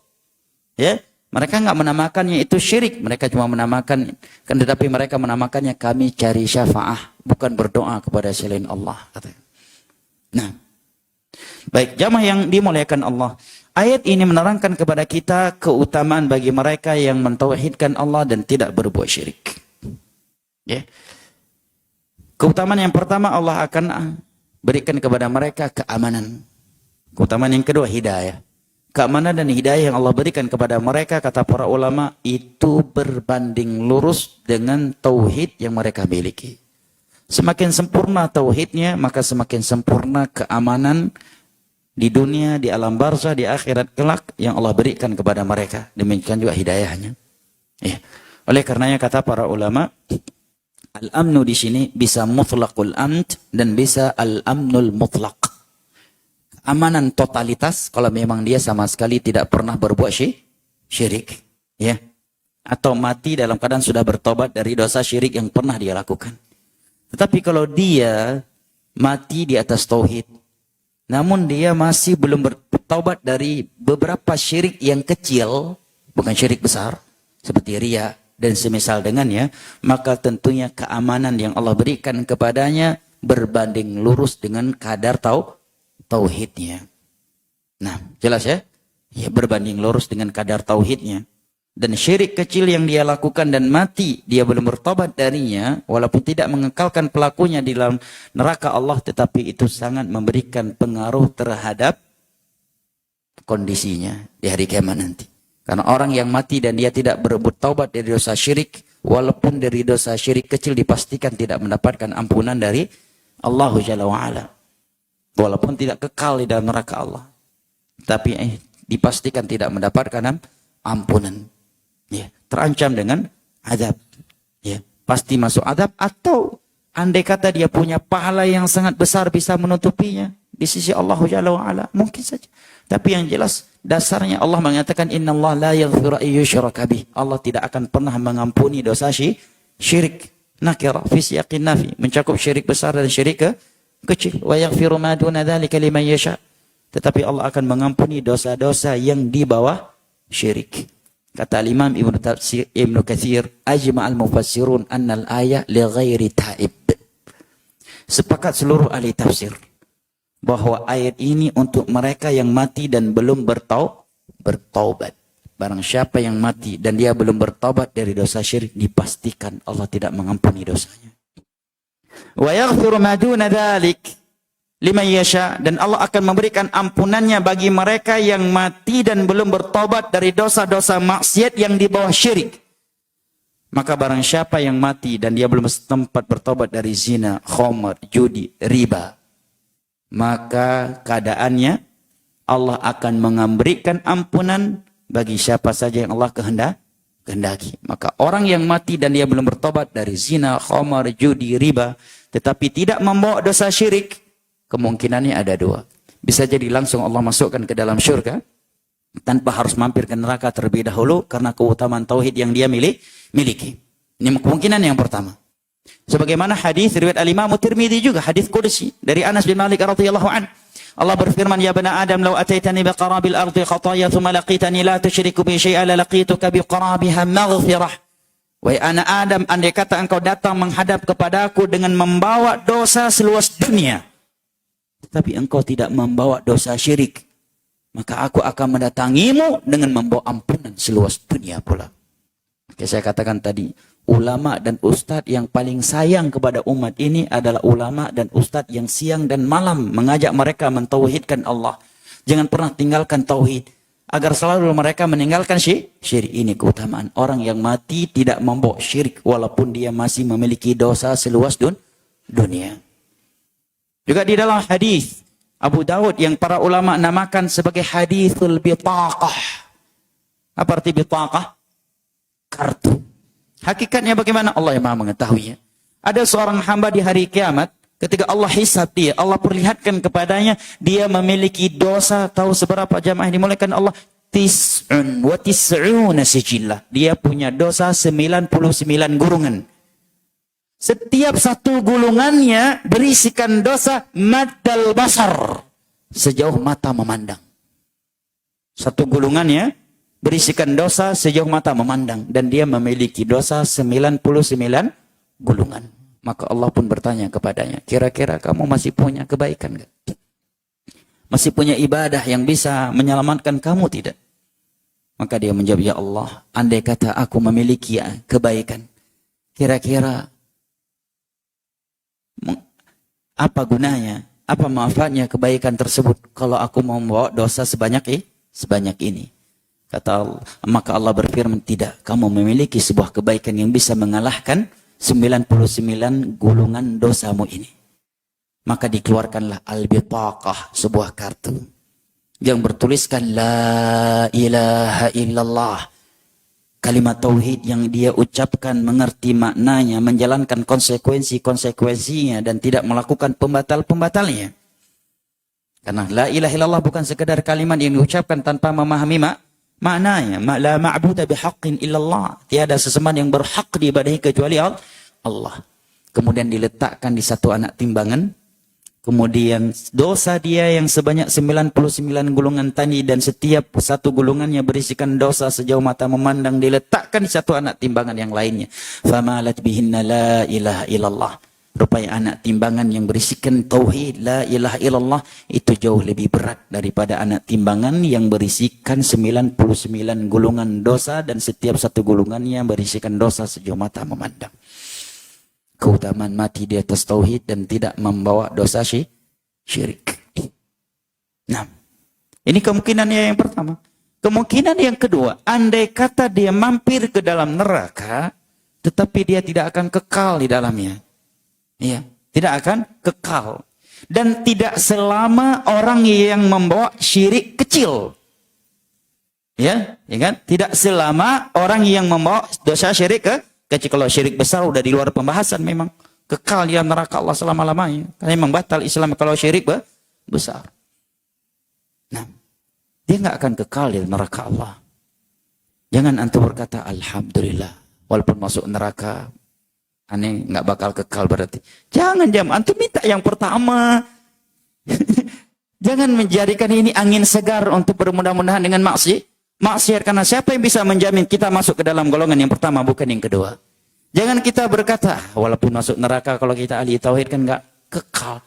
Ya ikhwah, Nabi kita saja berlindung kepada Allah dari api neraka. Makanya dalam Sahih Bukhari dari Anas bin Malik radhiyallahu anhu menyebutkan, beliau termasuk doa yang amat sering Nabi bacakan adalah Rabbana atina fid dunya hasanah wa fil akhirati hasanah wa qina adzabannar. Nabi aja masih meminta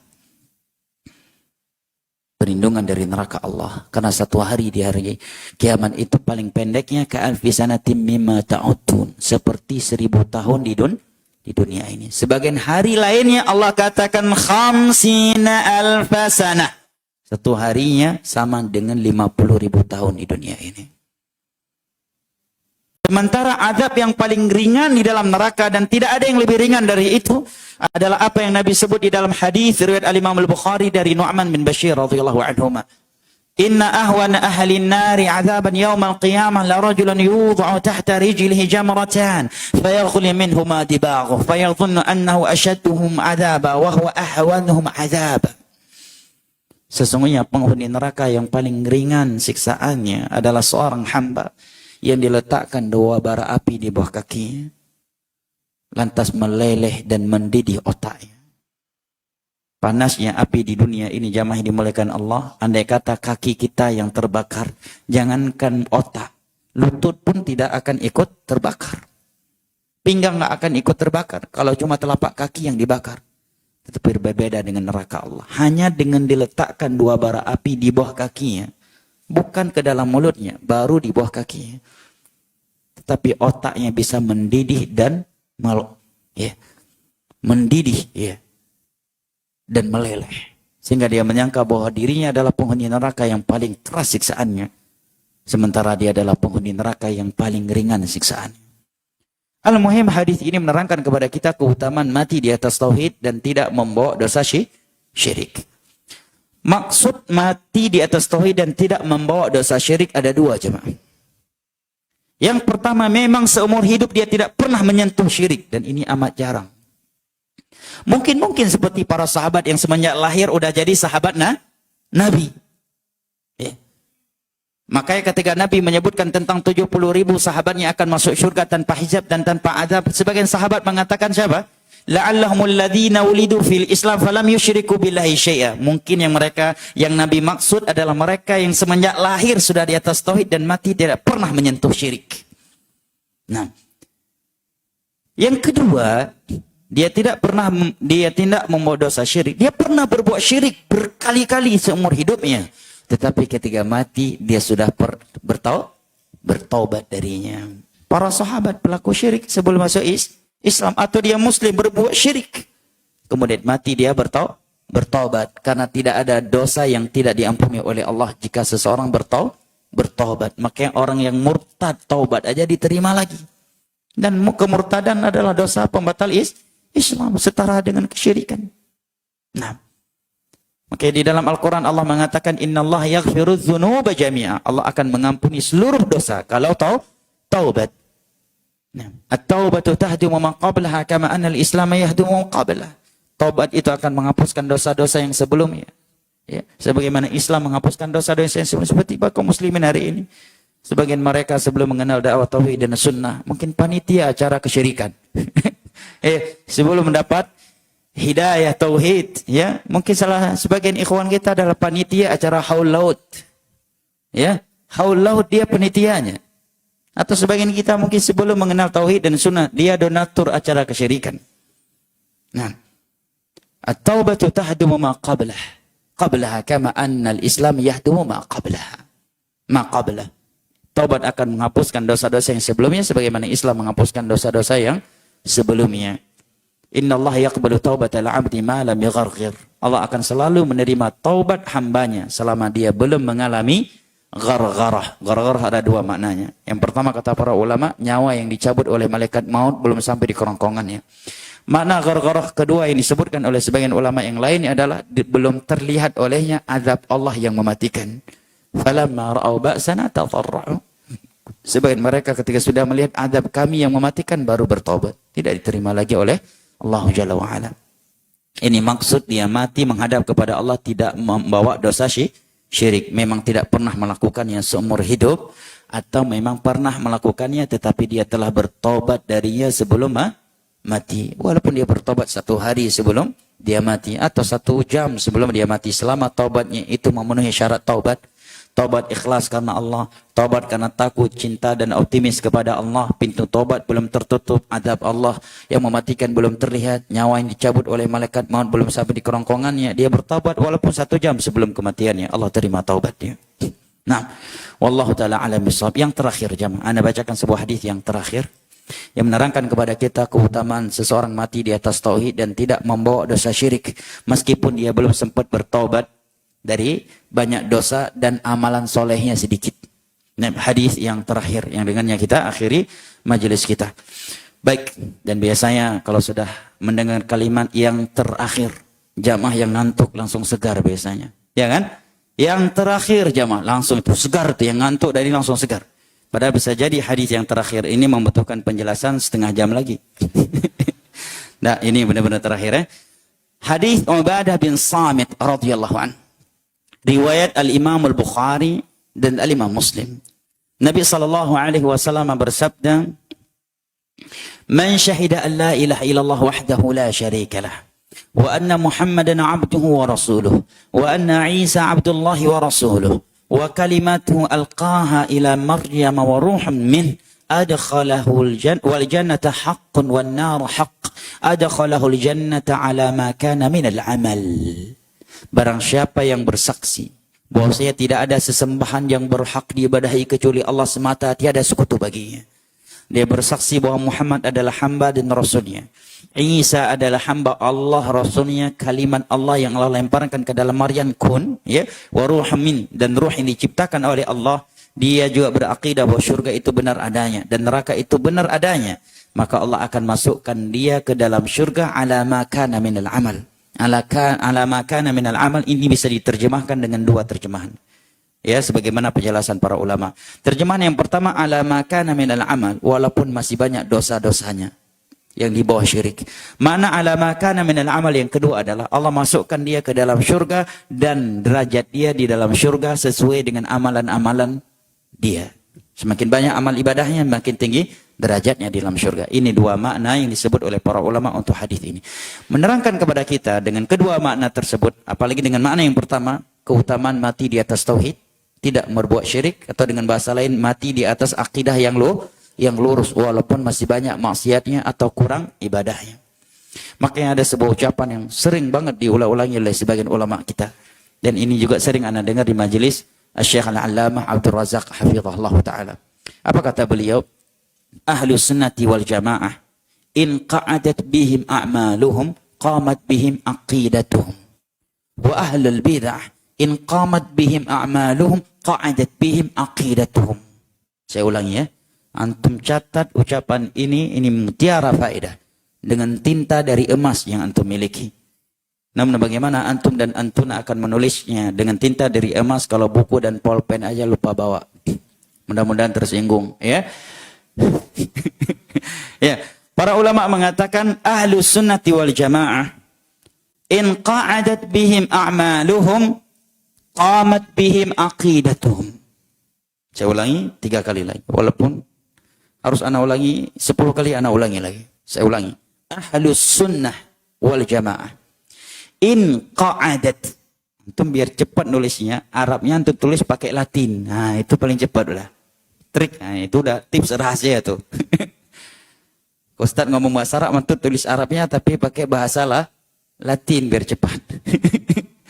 Ahlus sunnati wal jamaah in qa'adat bihim a'maluhum qamat bihim aqidatuhum. Ahlus sunnati wal jamaah itu meskipun ibadahnya biasa-biasa saja, sederhana, enggak terlalu banyak, tetapi derajat mereka menjadi lebih tinggi karena akidah mereka yang lurus. Sementara ahlul bid'ah in qamat bihim a'maluhum, walaupun ibadahnya banyak, tetapi derajatnya bisa lebih rendah karena akidah mereka yang rusak. Jadi jangan dikira jamaah akidah itu tidak memberikan pahala. Ketika antum memiliki akidah bahwa tidak boleh memberontak kepada pemimpin yang zalim, ya, sementara ada yang lebih soleh, lebih banyak ibadah, berkeyakinan boleh, maka yang berkeyakinan tidak boleh lebih banyak pahala. Kenapa? Inilah akidah yang sesuai dengan Al-Quran dan As-Sunnah. Ya. Orang yang berakidah lurus itu lebih banyak pahalanya di sisi Allah, derajatnya lebih tinggi di sisi Allah daripada orang yang akidahnya rusak walaupun ibadahnya lebih banyak. Maka disebutkan ketika sebagian ulama salaf meninggal, kalau anda nggak salah adalah Sihnun, ya, Sihnun namanya. Beliau sempat gelisah menjelang wafatnya. Maka ulama yang hadir menghiburnya, bukankah engkau belum kalau membaca akidah semakna dengan hadis ini, bukan engkau bersaksi bahwasanya tidak sembah yang berhak kecuali Allah, engkau meyakini bahwa Muhammad adalah utusan Allah, Rasulnya, Nabi Isa, dan demikian, bukankah engkau bersaksi bahwa syurga itu benar adanya, neraka itu benar adanya, akhirat itu benar adanya? Ya udah, matilah sekehendakmu. Menunjukkan apa? Mati di atas akidah yang lurus itu sebuah kemuliaan. Ya. Makanya kata ulama tadi, orang yang akidahnya lurus, pahalanya bisa lebih banyak, derajatnya bisa lebih bagus di sisi Allah daripada orang yang lebih banyak ibadahnya tetapi akidahnya rusak. Sebagai contoh sekarang, ada perempuan bercadar sempurna, ahli salat wajib, salat sunnah, ibadah yang luar biasa, setiap hari kajian. Tetapi akidahnya Allah di mana-mana. Ada satu lagi perempuan jilbabnya masih jilbab gaul. Bahkan mungkin ya jilbabnya ala Power Rangers. Kalau kajian perginya pakai abaya, selesai kajian beda lagi, kembali ke style awal. Kan ada perempuan begitu ya. Kalau lagi umroh, Masya Allah, pakaiannya udah kayak syekhah.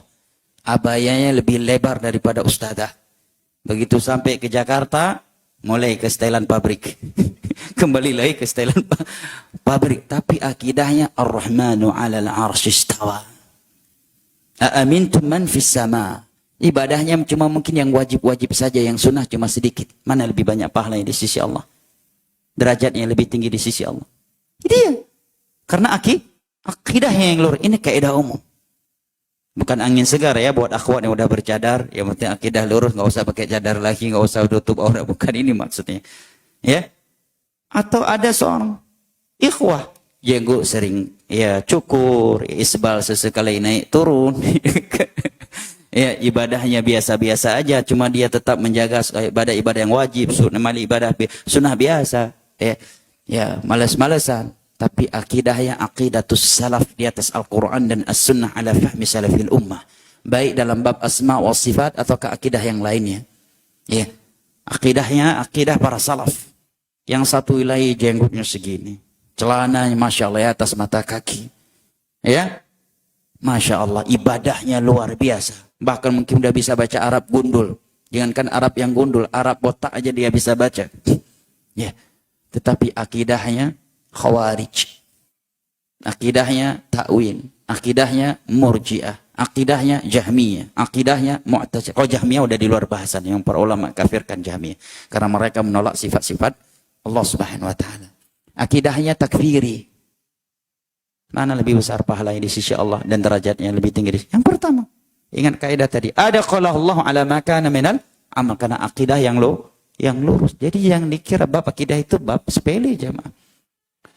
Hadirkan di dalam hati antum bahwa ketika antum meyakini sebuah akidah yang ditunjuk oleh Al-Quran dan As-Sunnah dengan pemahaman mereka sebaik-baik generasi umat Islam dari kalangan para sahabat, para tabi'in, tabi'in, itu ladang pahala, itu ibadah. Sebagaimana ketika kita sholat, kita hadir dalam hati kita, ini ibadah, sholat, ibadah, mendatangkan pahala. Hadirkan di dalam hati antum bahwa ketika antum meyakini Ar-Rahmanu 'alal 'arsy istawa, itu ibadah dan pahalanya tidak kalah besar, bahkan bisa lebih besar daripada pahala ibadah-ibadah sunnah. Nah, ketika antum berkeyakinan bahwa pemimpin yang zalim itu tetapi muslim, wajib ditaati selama bukan dalam bab maksiat, tidak boleh dilengserkan, tidak boleh dicela, tidak boleh dicaci maki, tidak boleh dikritik secara terbuka, tetapi dinasihati secara diam-diam, didoain. Kita tetap patuh kepada seluruh perintahnya selama tidak bermaksiat kepada Allah, yang melanggar agama Allah. Itu pahala, itu akidah mendatangkan pahala sebagaimana ketika kita sholat, puasa. Dan pahala orang yang berakidah demikian akan lebih banyak dan derajatnya sisi Allah lebih tinggi. Karena itu akidah diambil dari Al-Quran dan As-Sunnah ala fahmi salafil ummah, daripada akidah yang menyimpang dari yang menyelisihinya. Maka kata Syekh Abdul Razak tadi, Ahlus Sunnah in qa'adat bihim a'maluhum qamat bihim aqidatuhum, wa amma ahlul bidah in qamat bihim a'maluhum qa'adat bihim aqidatuhum. Ahlus Sunnati wal Jamaah itu walaupun mereka kurang ibadahnya, maksudnya yang sunnah tentunya ya, atau jatuh bangun ke dalam dosa yang di bawah syirik, tetapi akidah mereka yang lurus mengangkatkan derajat mereka. Sementara ahlul bid'ah yang memiliki ibadah yang sangat banyak, derajat mereka nyosor ke bawah karena akidahnya yang rusak. Apalagi mengatakan kalau bukan karena cahaya Muhammad Allah nggak ciptakan alam semesta ini katanya. Ini udah syirik ya, mah. Ya. Kalau bukan karenamu kami tidak ciptakan dunia ini wahai Muhammad. Dia mengira dengan itu telah memuji Nabi SAW. Justru itu sebuah kesyirikan dan akidah yang menyimpang. Jelas Allah menciptakan dunia. Apa tujuannya? Allahul ladzi khalaqa samawat sab'a samawati wa minal ardi mithlahunna lita'lamu anna Allah ala kulli syai'in qadir wa anna Allah ahata bi kulli syai'in ilma. Tabarakalladzi bi yadihi al-mulku wa huwa ala kulli syai'in qadir. Alladzi khalaqal mauta wal hayata liyabluwakum ayyukum ahsanu amala. Ini tujuan Allah menciptakan dunia ini. Wa ma khalaqtul jinna wal insa illa liya'budun. Datang ini orang mengatakan kalau bukan karenamu Muhammad tidak akan aku ciptakan alam semesta ini. Sebagian orang sangat mudah jamaah keluar hadis palsu dari mulutnya. lebih lancar daripada air dari keran. Benar. Air keran aja kadang kita harus setel dulu baru lancar airnya. Sebagian ahlul bid'ah, ya, hadis palsu dari mulutnya keluar lebih lancar daripada air daripada ke keran dengan mudahnya. Ya. Tidak ada rasa takut kepada Allah. Bahkan sebagian mereka berani berdusta. Nabi Muhammad datang, kita sambut dengan Al-Fatihah. Beliau sekarang sedang meninggalkan majelis kita ini. Kita antarkan beliau dengan Al-Fatihah.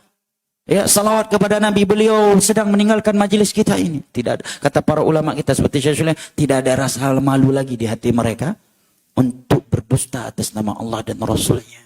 Apa sebabnya? Akidah. Ya, orang yang akidahnya lurus adalah orang yang paling takut kepada Allah untuk berbicara tentang agama Allah. Makanya para ulama menjadi orang yang paling takut kepada Allah. Kenapa? Karena akidah yang lurus. Innama yakhsyallaha min ibadihil ulama.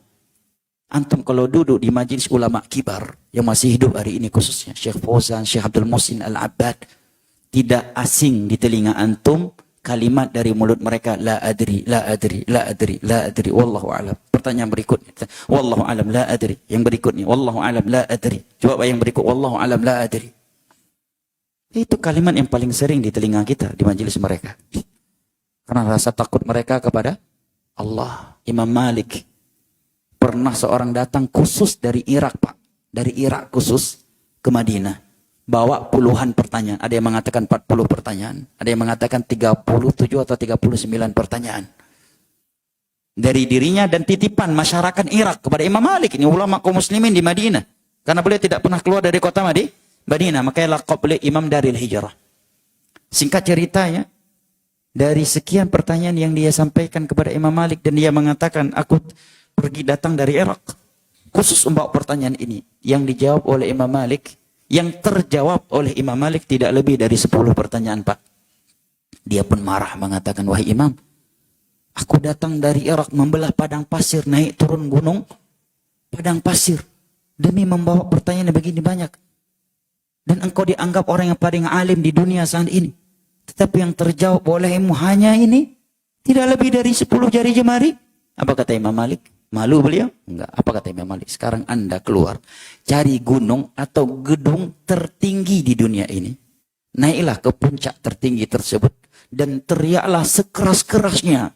Rupanya Imam Malik yang selama ini aku kira berilmu, rupanya dia tidak berilmu. Dari sekian pertanyaan yang aku bawa, hanya sekian yang terjawab olehnya. Teriaklah setinggi-tingginya, sekeras-kerasnya. Para ulama itu lebih takut kepada Allah daripada manusia. Mereka lebih takut kepada Allah untuk menjawab pertanyaan-pertanyaan agama yang tidak mereka ketahui jawabannya, ya, demi menjaga ya status sosialnya sebagai alim. Berbeda dengan orang belakangan. Mereka lebih takut dikatakan tidak berilmu daripada takut kepada Allah untuk menjawab, berbicara tentang ilmu tanpa ilmu. Sehingga sebagian mereka terlihat ketika menjawab nggak punya jawaban, tapi biar terlihat menjawab, yang penting jawab, lari kanan kiri. Ujung-ujungnya ambigu.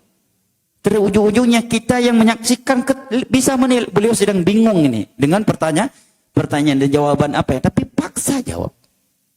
Ya, kalau ulama kita dengan mudahnya, wallahu a'lam la adri. Pertanyaan berikutnya, wallahu a'lam la adri. Yang berikutnya, wallahu a'lam la adri. Itu biasa banget kita dengar di majelisnya Syekh Abdul Muhsin Al-Abbad dan ulama-ulama tua dan senior lainnya. Apalagi di majelis Syekh Bimas, kata para ulama, sangat sering terdengar kalimat la adri wallahu a'lam.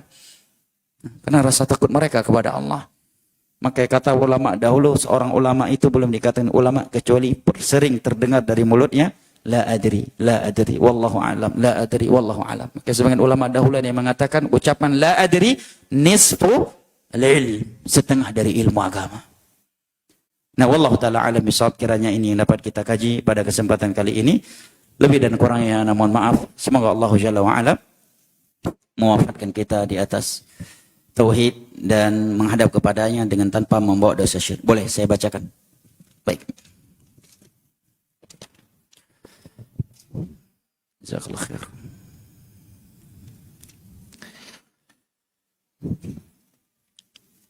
Bismillah.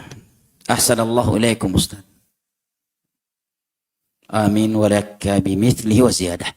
Ustaz Afwan, setelah berhijrah, ujian keikhlasan datang dari segala penjuru. Kenapa kira-kira ucapan seperti ini terucap oleh sebagian kita? Karena sebagian besar kita menganggap ujian itu hanya berbentuk kemiskinan, kesempitan, ya kan? Dia tidak menganggap kekayaan, kesehatan itu sebagai ujian. Sebagian kita hanya menganggap celaan adalah ujian, sementara pujian bukan ujian. Padahal kalau kita melihat Al-Quran dan As-Sunnah menamakan semua itu ujian. Allah berfirman, wa nabluukum bisyarri wal khairi fitnah wa ilaina turja'un. Kami akan berikan ujian fitnah, nabluukum bala. Kami akan berikan bala kepada kalian berbentuk kekayaan dan kemiskinan. Semua itu fitnah, ujian dari kami. Nah, dan hanya kepada kami kalian akan kembali. Juga dalam hadis Suhaib bin Sinan Abu Yahya Ar-Rumi radhiyallahu anhu riwayat Imam Muslim, Nabi menyebutkan sangat mengagumkan keadaan seorang mukmin itu. Keadaannya selalu di dalam kebaikan. Jika dia mendapatkan musibah, sarra, kelapangan, kekayaan, dia bersyukur. Karena syukur adalah kunci segala kebaikan. Dan apabila dia mendapatkan musibah, dharra, kemiskinan, kesempitan, dia pun bersabar. Karena sabar adalah kunci segala kebaikan. Semuanya Nabi namakan sebagai musibah.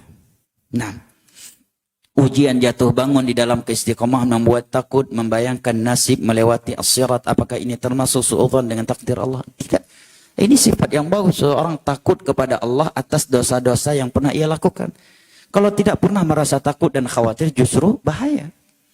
Namun harus diimbangi oleh sifat ar-raja, optimis. Oleh karena seorang mukmin itu harus berada antara raja dan khauf. Yang seringkali diterjemahkan harap-harap cemas. Yad'una rabbahum khaufan wa tama'a. Insyaallah di setiap salat subuh Jumat di masjid-masjid sunnah membaca ayat ini kan. Alif lam sajadah. Ya, mereka adalah orang-orang yang beribadah kepada Allah dengan harap-harap cemas. Dari satu sisi kita takut kepada Allah atas dosa-dosa yang kita lakukan. Kita takut kepada Allah jangan-jangan ibadah yang kita lakukan selama ini belum diterima oleh Allah. Dan di waktu yang sama kita selalu husnudzan dan optimis kepada Allah. Bahwa Allah Maha Pengampun, Maha Penyayang dan akan menerima semua ibadah kita. Makanya ketika Nabi berbicara tentang dosa-dosa besar, dalam hadis Abdullah bin Abbas radhiyallahu anhu, Nabi bersabda, ala unabbiukum bi akbaril kabair. Maukah kalian aku beritahukan dosa-dosa besar yang paling besar? Nabi sebutkan dua dosa bersamaan. Yang pertama, al-makrillah, merasa aman dari azab Allah, dari makar Allah. Yang kedua, al-ya'su min rahmatillah, pesimis dari rahmat Allah. Solusinya adalah harap-harap cemas. Kita harus takut selalu akan dosa-dosa yang telah kita lakukan, akan azab Allah atas dosa-dosa yang kita lakukan. Kita harus selalu takut kepada Allah, jangan-jangan ibadah yang selama ini kita lakukan belum diterima oleh Allah. Tetapi di waktu yang sama, kita tidak boleh pesimis dari rahmat dan ampunan Allah. Dan kita harus optimis kepada ampunan dan kasih sayang Allah. 3 hari sebelum Nabi wafat, Nabi sempat berpesan di dalam hadis riwayat Imam Al-Bukhari dari Jabir bin Abdullah radhiyallahu anhuma. Nabi bersabda, la yamutanna ahadukum illa wa huwa yuhsinu dhanna bi rabbih. Jangan sampai salah satu di antara kalian mati kecuali dalam keadaan berbaik sangka kepada Allah Jalla wa ala. Kenapa ada beberapa orang yang tidak atau belum mendapatkan hidayah? Jawabannya, innallah yahdi man yasha. Allah lah yang menentukan hidayahnya kepada siapa saja yang dia kehendaki.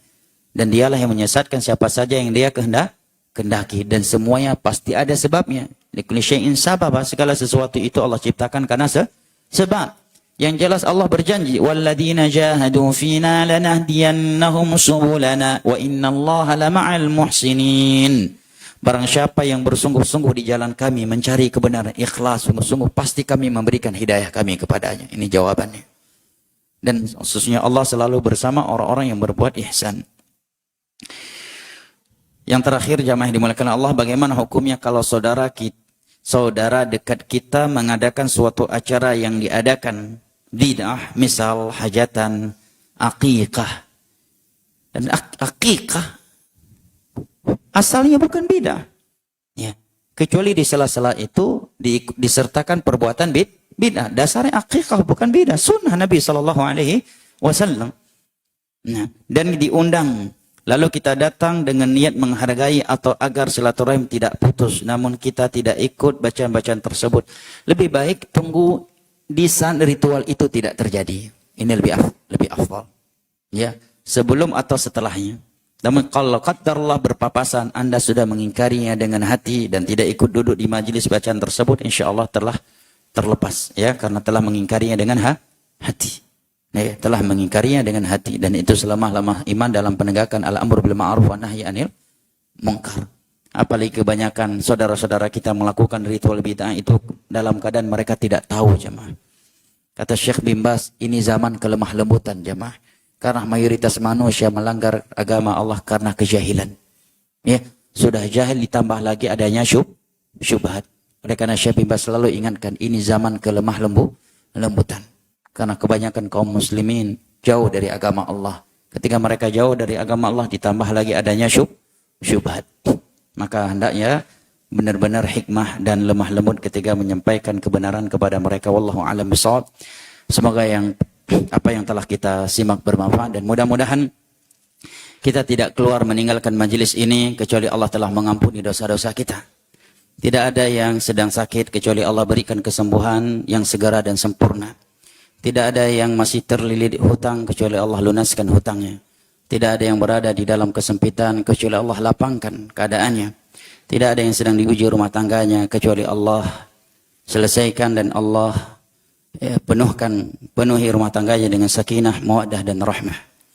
Dan kepada ikhwan yang masih berstatus jomblo atau bujang lapuk, semoga Allah anugerahkan seorang istri yang salihah, jamilah, dan hafizah li kitabillah. Kepada ummahat dan akhwat kita yang masih berstatus single atau single senior, semoga Allah anugerahkan untuknya seorang suami yang saleh, yang tampan, yang kaya, ideal, dan menuntunnya ke surga Allah. Dan untuk ikhwan kita yang sudah punya satu istri, semoga Allah tambahkan kelemah lembutan, kesetiaan, dan rasa syukurnya kepada Allah Jalla wa'ala terhadap istrinya yang pertama, karena nikmat itu akan bertambah dengan bersyukur. Amin ya rabbal alamin. Innahu waliyyu dzalika wal qadiru alaihi. Wa sallallahu ala nabiyyina Muhammad wa ala alihi wa sahbihi wa sallam. Wa akhiru da'wana alhamdulillahi rabbil alamin. Wassalamu alaikum warahmatullahi wabarakatuh.